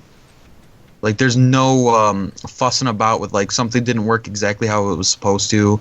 Everything is perfectly lined up, and I think that honestly I feel like the devs spent a lot of time on each level making sure that everything worked perfectly, which I can appreciate. There's a like little hometown area within the worm that has a couple of different shops that you can go to. Like one is it has a shopkeeper that's like a snake, and he sells legal potions, quote legal, because they're not supposed to be. But basically what those do is they're like little mutators to your characters, so they have like a positive, but they can also have a negative. Like one character, once you collect enough apples, you can buy that character, and he can double jump, but he's also I believe he doesn't have a dash, so he can't dash anymore. He just has a double jump, which basically means it's almost the same at that point. It's basically like the different characters in something like Meat Boy. Like in my brain, this game is going to be compared to Meat Boy like crazy. I wish I could make that comparison, but I've only ever watched Meat Boy. Still, I think this is another game that would be perfect for people to watch. Like, if you get good at this game, people are going to love watching it, because it's just, this game is incredible to watch somebody that's actually really talented go through every level perfectly, and just everything really matches up very well in this game. The music is fucking awesome. I love the soundtrack. Like, I'm trying to find the Steam image. There's a image saying that the music is by Adhesive Wombat. Amazing name. Taisu? I don't know how to pronounce that one. Megantco. God, I can't pronounce these names. There's they're interesting names. I could read Adhesive Wombat, but that's about it. The others are interesting names, but they're all very good. That's all I have to say. Like, this game is, depending on the price, it could either be a buy it or a try it. If it's $10 to $15, then this is a buy it. But if it's anything higher than that, I'd say a try it. But I couldn't see this being any higher than like $15 probably. My guess is going to be $10. But if it's $10, it's an easy buy it. Like 15's still a buy it, but if it's 10, it's like, this is a total, like, you have to buy it. My only complaint with the game is just that there are sometimes when I die that it feels like the hitbox was just slightly off, or maybe just not like pixel perfect. Like, you have to make everything exactly. It's going so fast that I couldn't tell if like it was a little bit off, or if I was just like just a tiny little pixel off of where I was supposed to be. Like, I hit like a red wall, but just like by its tiny little pixel. Okay, I might have an update on this. I have gone to the developer's press kit on his website. It says platforms, PC, Mac, and Linux, coming soon to Xbox One, PS4, and Wii U. Oh. No guarantee. Like, this could be outdated info. I don't know for sure. I'm going off of what is on his press kit page. That stuff could easily be out of date. It could be updated at any time. For regular price for PC, Mac, and Linux, he has it listed at $11.99. Okay, so then it's a buy it. If it is at $11.99, your verdict? Buy it. Sounds good. I agree. Game is fucking cool as hell. Yeah, I like it.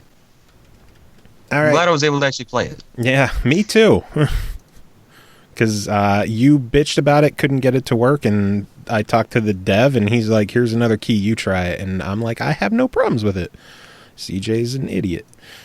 No, it was just something was fucking up. It might have been something with Windows or my controller or something. It's possible that the driver was for Xbox One but not for 360. Who knows? No, because I use my 360 controller all the time on my PC and never had an issue before that. I mean, for the game, like the game was programmed for, like they tested it with an Xbox One controller but not for 360.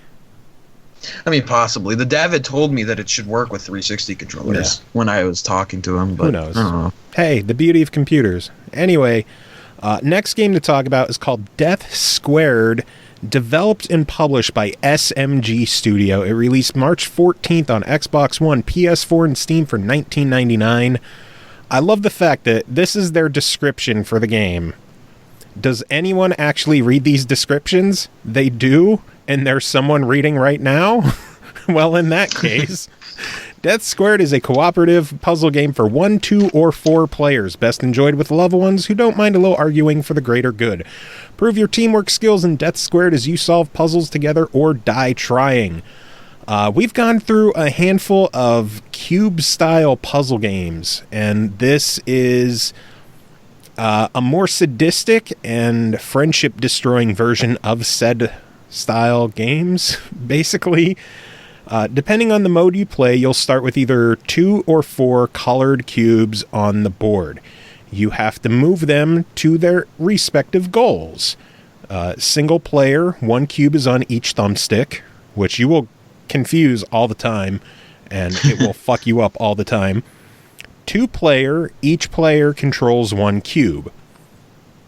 Things start off easy enough, and then things get more complicated where moving your cube could also move some obstacles on the level that could, blocks that could knock your other cube off but will have no effect on you, which could also lead to some platforming where a cube needs to ride colored blocks that are not their own color because you'll fall through them but no one else will. Oh, okay. There's things where when one block goes on their goal, it could cause something to happen, like spikes might pop up somewhere. So if your 1 cube is in position to get on the goal, and so is the other one, and one goes on it, it might cause spikes to pop up where the other cube is and completely fuck you up. This game is sadistic. I don't have 3 other people to play it with myself, but I have seen playthroughs of 4 people playing this together, and it is a shit show in the best way possible. Each person trying to control a cube, trying to do something while the other people are trying to do their own thing. It is just insane. The best I could do is Ashley and I played this together in party mode and in standard story mode. In story mode, of course, it was just the 2 cubes. Party mode, there's 4 cubes. So each of us had 2 cubes on our controller. And trying to make shit happen was a goddamn chore. This game, and I mean this in a good way. I'm not saying this in a bad way. This game guaranteed is going to destroy friendships, cause divorces, and it'll be. I was just about to ask, are you guys getting a divorce now? Close. No, thankfully. Don't tell me you played it on your birthday. No, the day before. Saving grace. Yeah, the game is fun as a single player game, but it shines as a multiplayer game. If you're getting this by yourself, it's still worth checking out. But if you have a handful of friends to come over and play this as a party game, it's a must-own. For $20 though, most people probably getting it as a single player game. I'm giving it a try. It's a lot of fun. The script is hilarious. The gameplay is great. Just single player doesn't have the same magic as a multiplayer experience. All right, makes sense. And also check out the Red Band trailer for the game. Yes, like an E-rated game has a Red Band trailer out. because it's basically just clips of people who've been playing it and streaming it, cursing like a motherfucker. That's awesome. And then the very end, you get to hear the one of the characters in the game kind of let loose. So yes, definitely check out the Red Band trailer for the game. And if you have friends to play this with, play this game with them, and then hope that they're still your friend. All right, and the next two games that we have to talk about today, we are bringing in our friend Cole Martin. Cole, welcome back to the show. How are you today? Doing all right, thank you. That's good. That's good. It's been a long day. That's super good. Yeah, long day. But you covered two games for us this week, and they're both dark in their own way. You'll see. You'll see what we mean. First game that you covered for us is called Too Dark, developed by Gloomywood, published by Big Ben Interactive, released March 10th on Xbox One, PS4, and Steam for $29.99. From Frederick Renal, the creator of Alone in the Dark and pioneer of survival horror, Too Dark is a grim journey of stealth and courage in the heart of corruption. Plagued by a string of child abductions, darkness hangs over the once picturesque city of Gloomywood like a curse. As a former detective, Mr. Smith, use your cunning to infiltrate 6 bastions of cruelty, uncover the secrets of the deranged psychopaths within, seek retribution for their crimes, and bring the children to safety. My first gripe there is that a city called Gloomywood at once time was picturesque. I don't see that. Yeah, like that name. It's hard to find anything picturesque in God, Gloomywood. seriously, when I was growing up, Shitland was just gorgeous. I Maybe really love maybe Turdville. they changed the name after it went to shit, but things. Yeah, they changed the name of the town. Went downhill real quick around this place. So what'd you think of Too Dark? This game is harsh. Not just playstyle, but the content of it. Like, you guys give me a lot of horror games, and it takes a lot for me to be pretty affected by a horror game.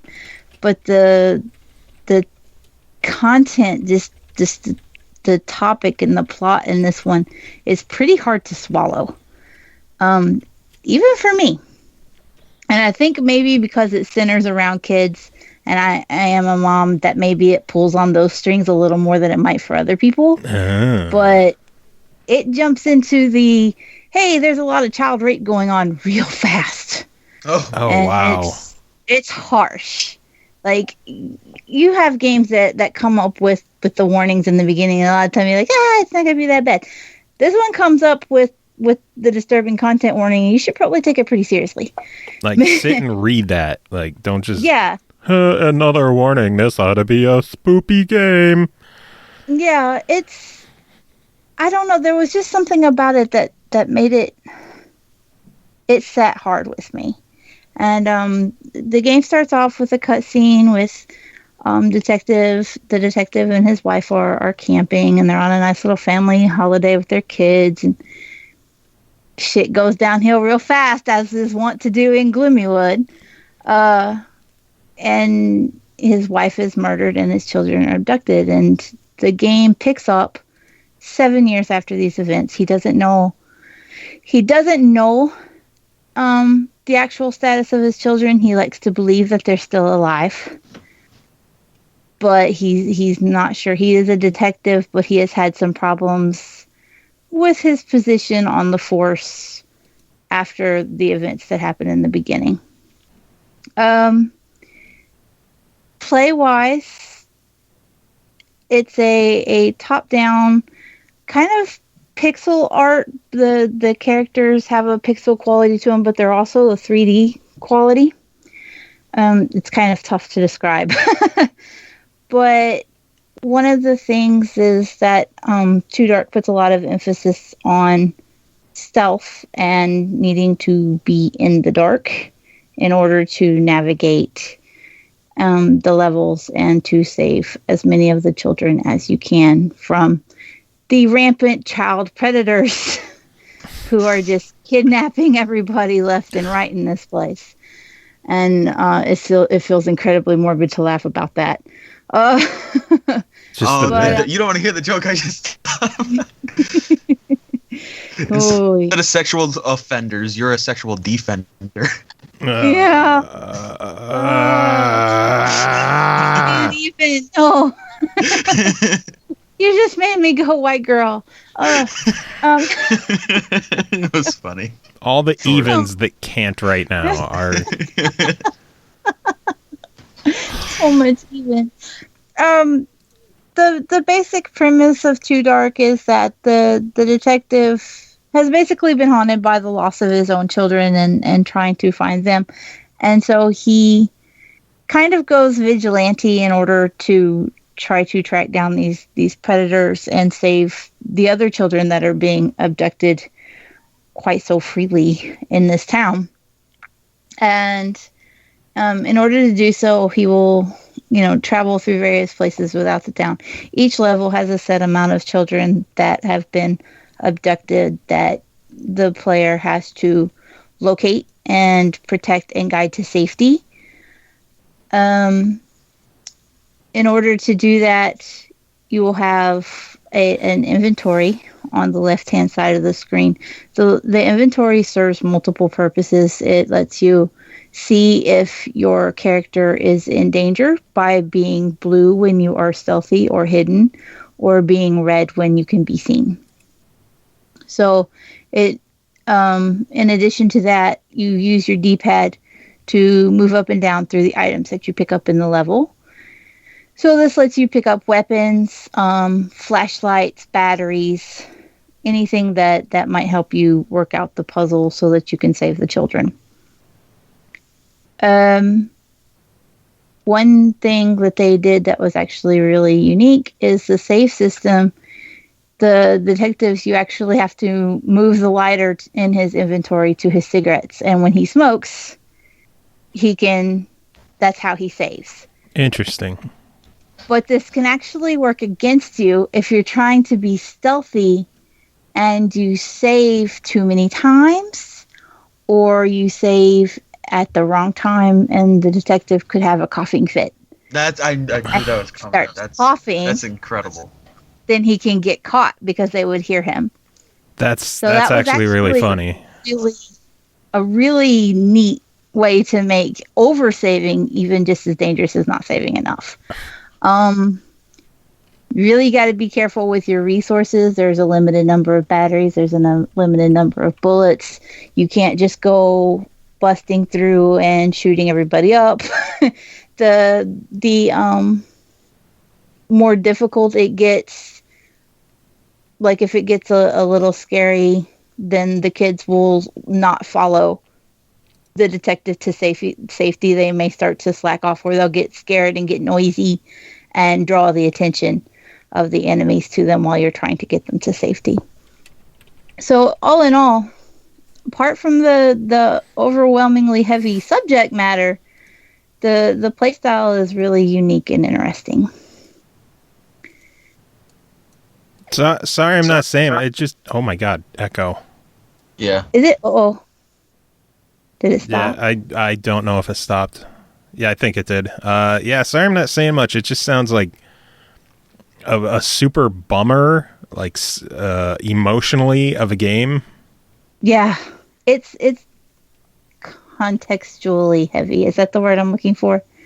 Possibly. I think so. Yeah. It has a lot of shock value.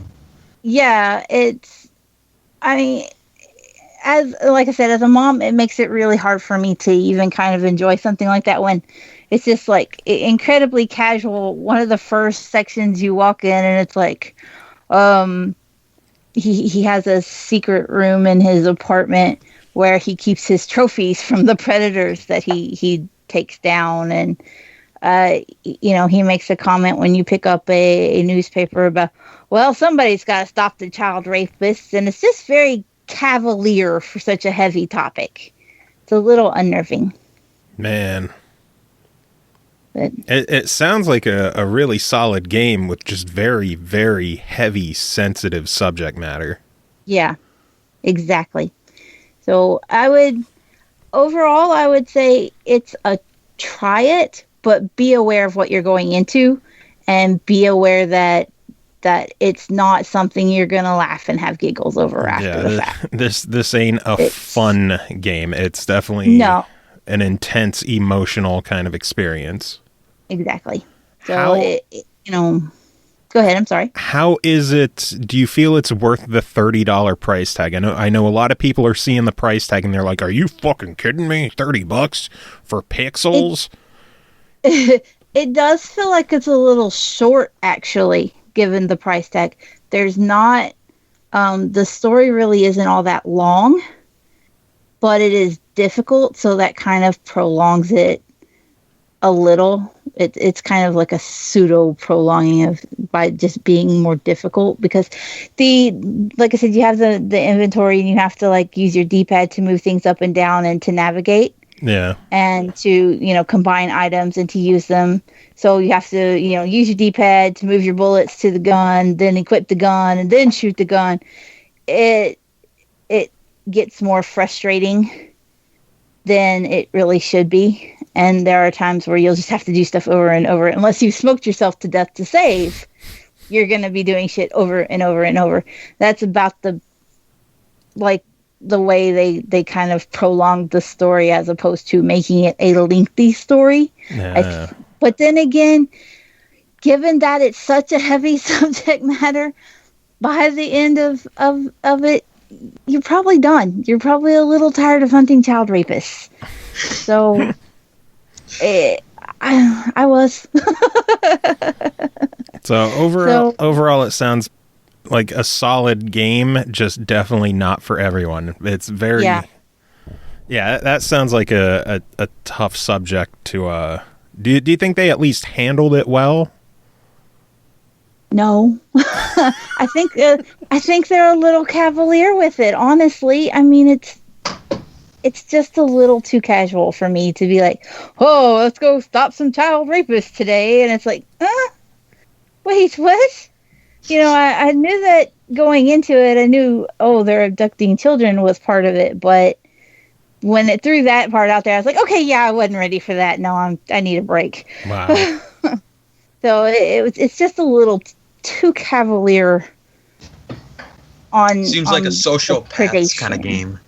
Yeah, it's tough. It's a tough one. Well, now that we sucked all the joy and happiness out of the show, let's try bringing it back with Dark Arcana, the Carnival. Carnivals are always fun, right? Developed and published by the awesome people at Artifex Mundi. Released March 17th on Xbox One for $9.99. Investigate two worlds, the one you know and an alternate plane existing behind the Hall of Mirrors. Discover the secret of an ancient being known as the Evil One. Reveal the story of star-crossed lovers and stop the Evil One from breaking its magical chains and invading our world. Cole, is this one more lighthearted than child rape? Yes. I mean, it depends on how you feel about untimely spousal deaths and satanic rituals. I mean, those are fine to me. On a scale of satanic ritual to child rape, I tolerate satanic ritual much better. Well, I was going to say on a scale from satanic ritual to child rape, I'm guessing this one is on the satanic ritual side, since you specifically said it's the satanic ritual one. So that's a terrible scale to use. I'm actually really excited to hear what you think, because I finally played my first Artifex Mundi game the other day. I love Artifex Mundi games in every way. Yeah, I really liked it. We have covered every Artifex game to release on the Xbox One so far, and they are running a streak of perfect buy it ratings from us. Yep. And I am curious to see. They haven't broken it. They haven't broken it. Spoiler alert! I was like trying to build suspense here and be like, yeah, and then you just totally ruined the suspense. Let's see how this one fares. Because you made me talk about child rape first, so now I get to go into not child rape, and I feel better, and I just want to be like, everything's good. No child rape. The Artifex Mundi people are going to be real confused when you send them this link, and you're going to set it at the time when this review starts, and they're going to be like, what the fuck is with all this child rape talk? Why are they talking about these horrible things? It was the last game, if you're really curious. Yeah, I'm sorry. We're a joyous game of puzzles and mystery and shenanigans. I don't know that I would have used joyous though. This is one of the more horror-heavy Artifex Mundi games to date. Interesting. And, Well, start from the beginning. Yeah. Tell us what the game is. Oh my gosh. Okay, so Oh my gosh. a mother It's a town and her of baby child. fuckers. No. It is not. Thank God it's not. so sorry. I'm so sorry. Editing. I'm too lazy. Anyway, I'm sorry. I'm so sorry. I couldn't help it. Okay, let's try this again. A mother and her child go to the carnival. Shit, that's almost how the other one started. Okay. Oh God, A mother and her daughter go to a camp.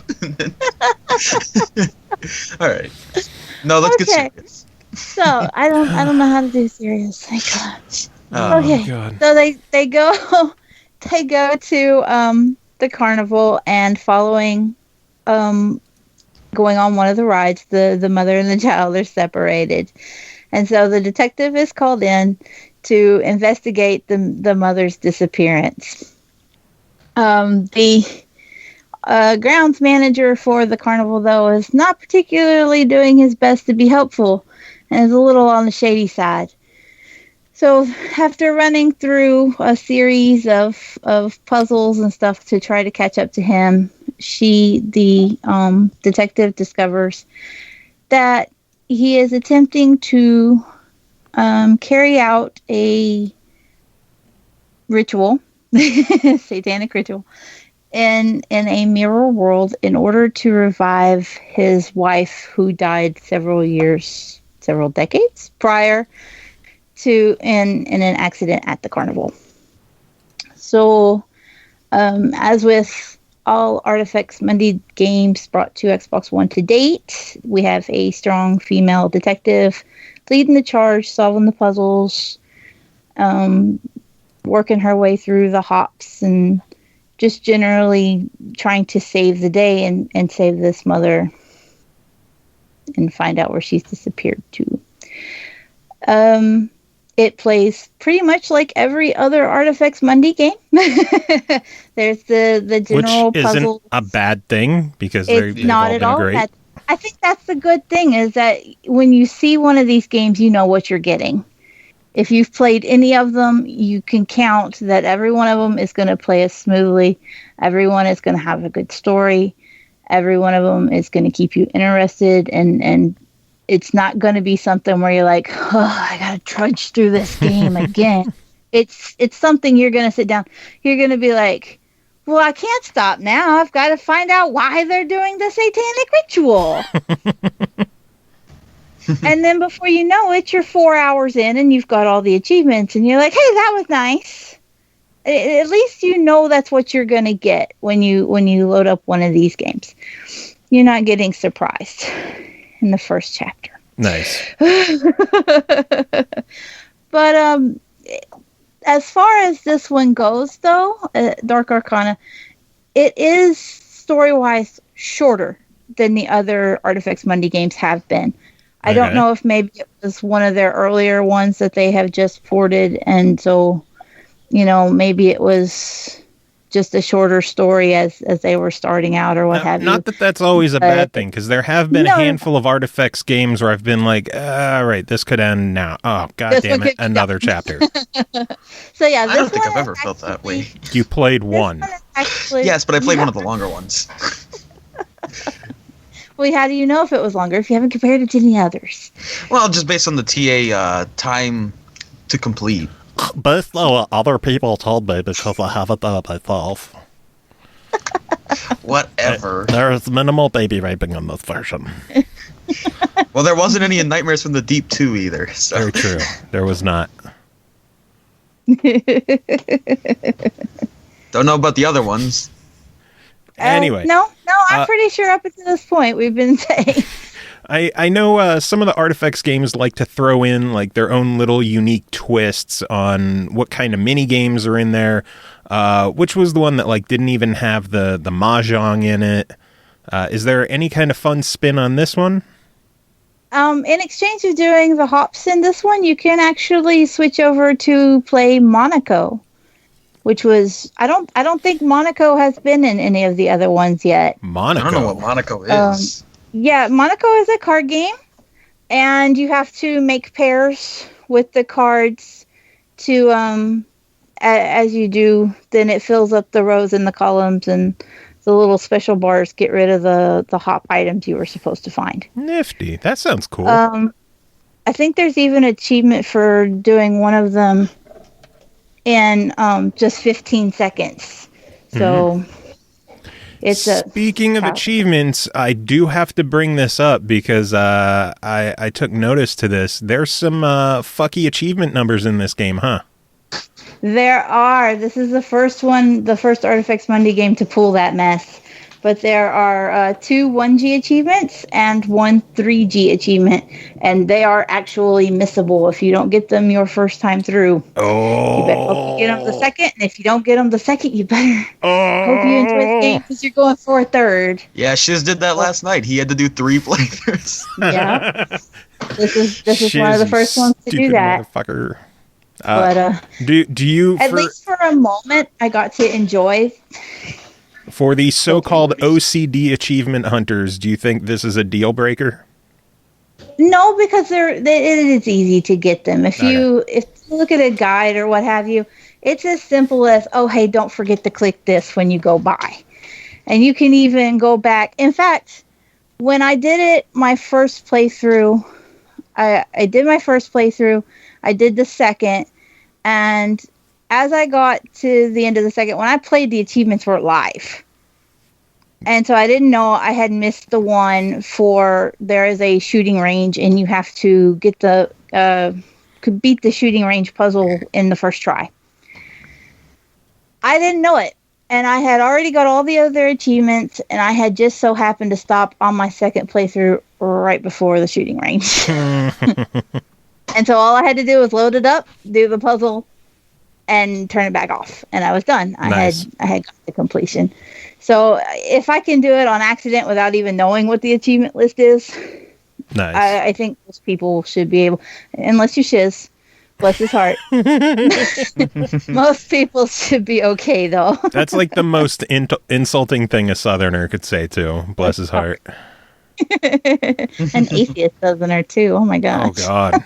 Oh, God. That's like super May mean. God bless you.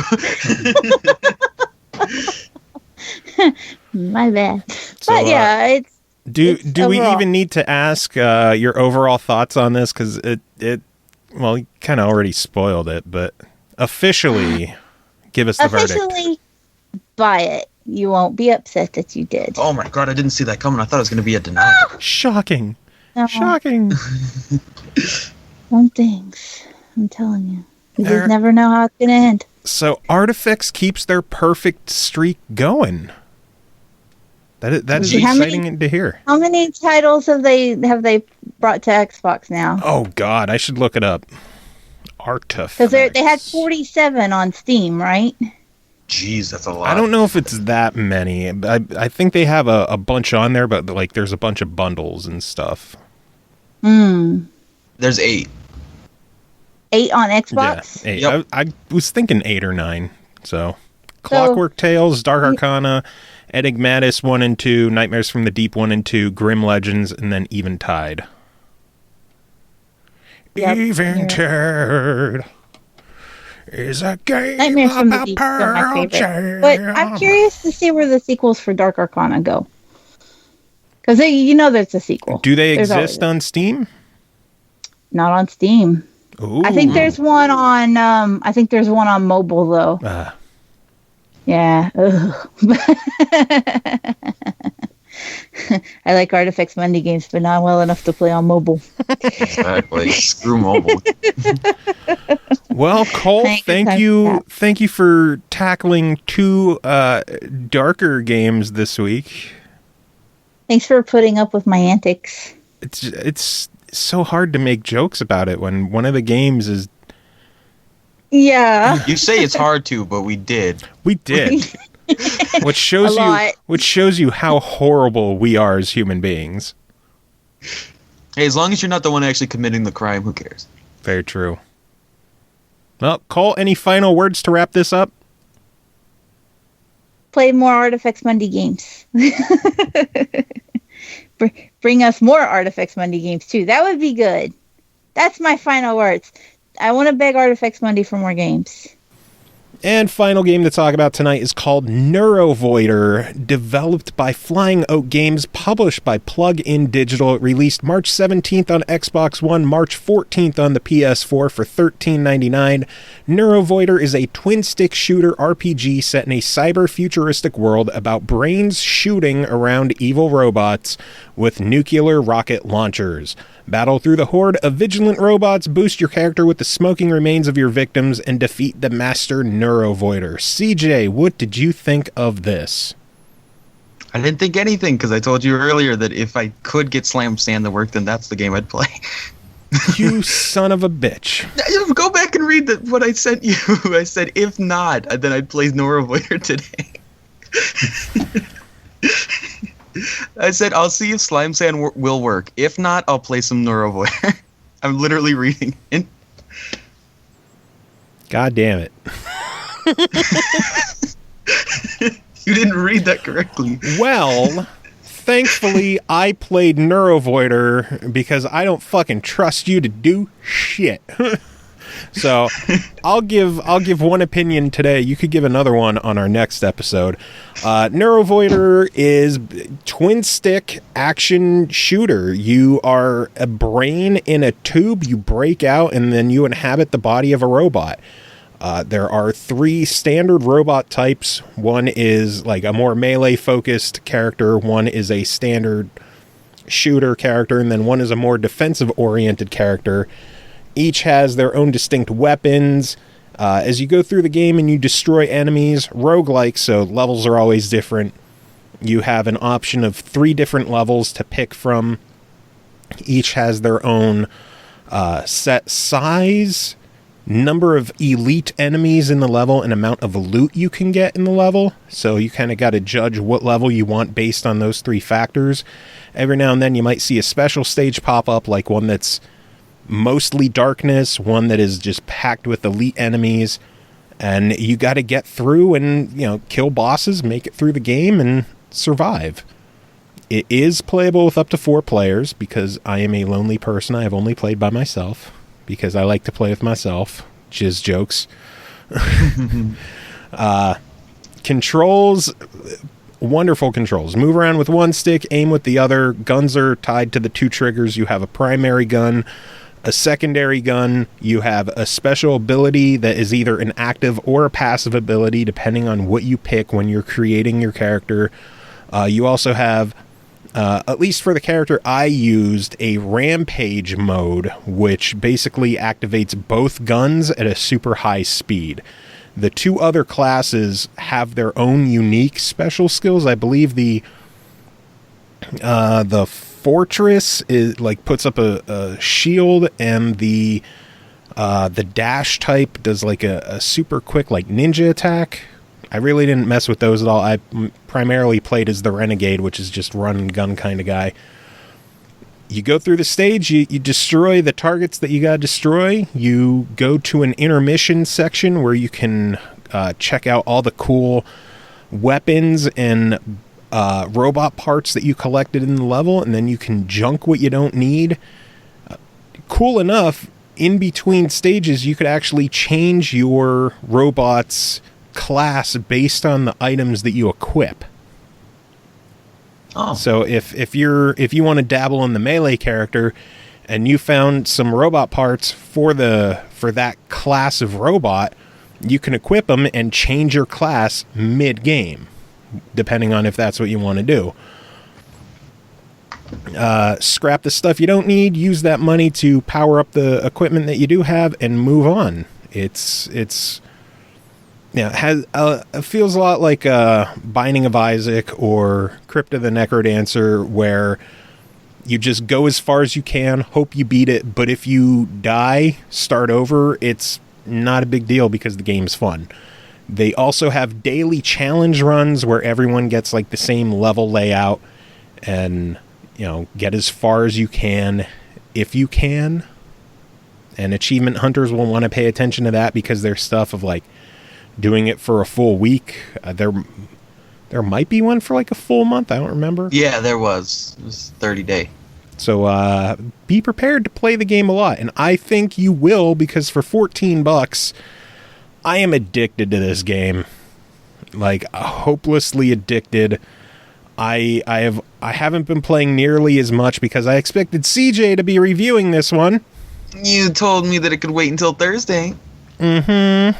You did? I'm looking at my Twitter. I'll take a screenshot and post it to my Twitter if I have to. It was my birthday. Are you going to fuck with me right after my birthday? No, it wasn't your birthday when you sent me that. That was literally today. I will punch you in the fucking throat. It was 9 hours ago. I will punch you in the fucking throat. It was at 2 p.m. Eastern Standard Time on Sunday, March 19th. How long have you had this game to play? I don't know. A couple days. Piece of shit. I've been busy. I've been fucking busy. I work at Panera Bread now. I haven't been at work yet. I've been at work, but you could have earned achievements in this game to keep us in the competition. No, the points that we were down, I guarantee you that this wouldn't have made them up, considering how difficult is this game. You could have tried. It seems like it's pretty difficult. Just looking at the achievement list. It depends on how far you get in and how well that you equip yourself and upgrade your character and all that other. It's a roguelike, so it's going to change every time.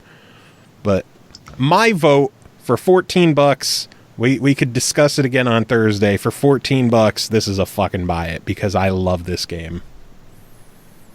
And I will give my opinion on Thursday when the scheduled review that was supposed to take place happens. Mm-hmm. Fucking ignoring that. Mm-hmm. You saw the message. You even replied. You had Hollow Bunnies for Thursday. I also said Neurovoider for Thursday.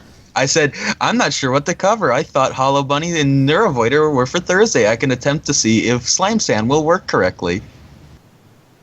And then you said Neurovoider can be today unless you want to wait. And I was like, I'll see if Slime Sand will work. If not, I'll play some Neurovoider.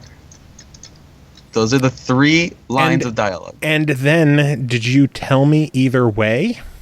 I did. When Eternal came on, I was like, I'll have Slime Sand. Mm-hmm. I did. Mm-hmm. You're failing, Joe. You're failing your job. So you told me that right before we did this review. No, I guess technically, based on the show. So anyway, that was the first opinion on the game. We will have a second opinion on our, Friday episode. We record on Thursday, so depending on when you watch us or listen to us, next episode we'll have another vote on it. But personally, I give it a buy it, and we'll talk about it more next episode. Thank you again to David Autovino for coming on and chatting with us. I fucking love that dude. I can't wait to have him back on again. Thank you to Eternal Cole Martin for joining us to talk about disgusting, horrible things to go along with the jizz that we had earlier in the episode. Been a lot of offensive content today. This has been a bad episode. Anyway, CJ, do you have any final words to end this wonderful episode of the show? On Beam, we now have a total of 911 viewers. Our subscriber count's an inside job.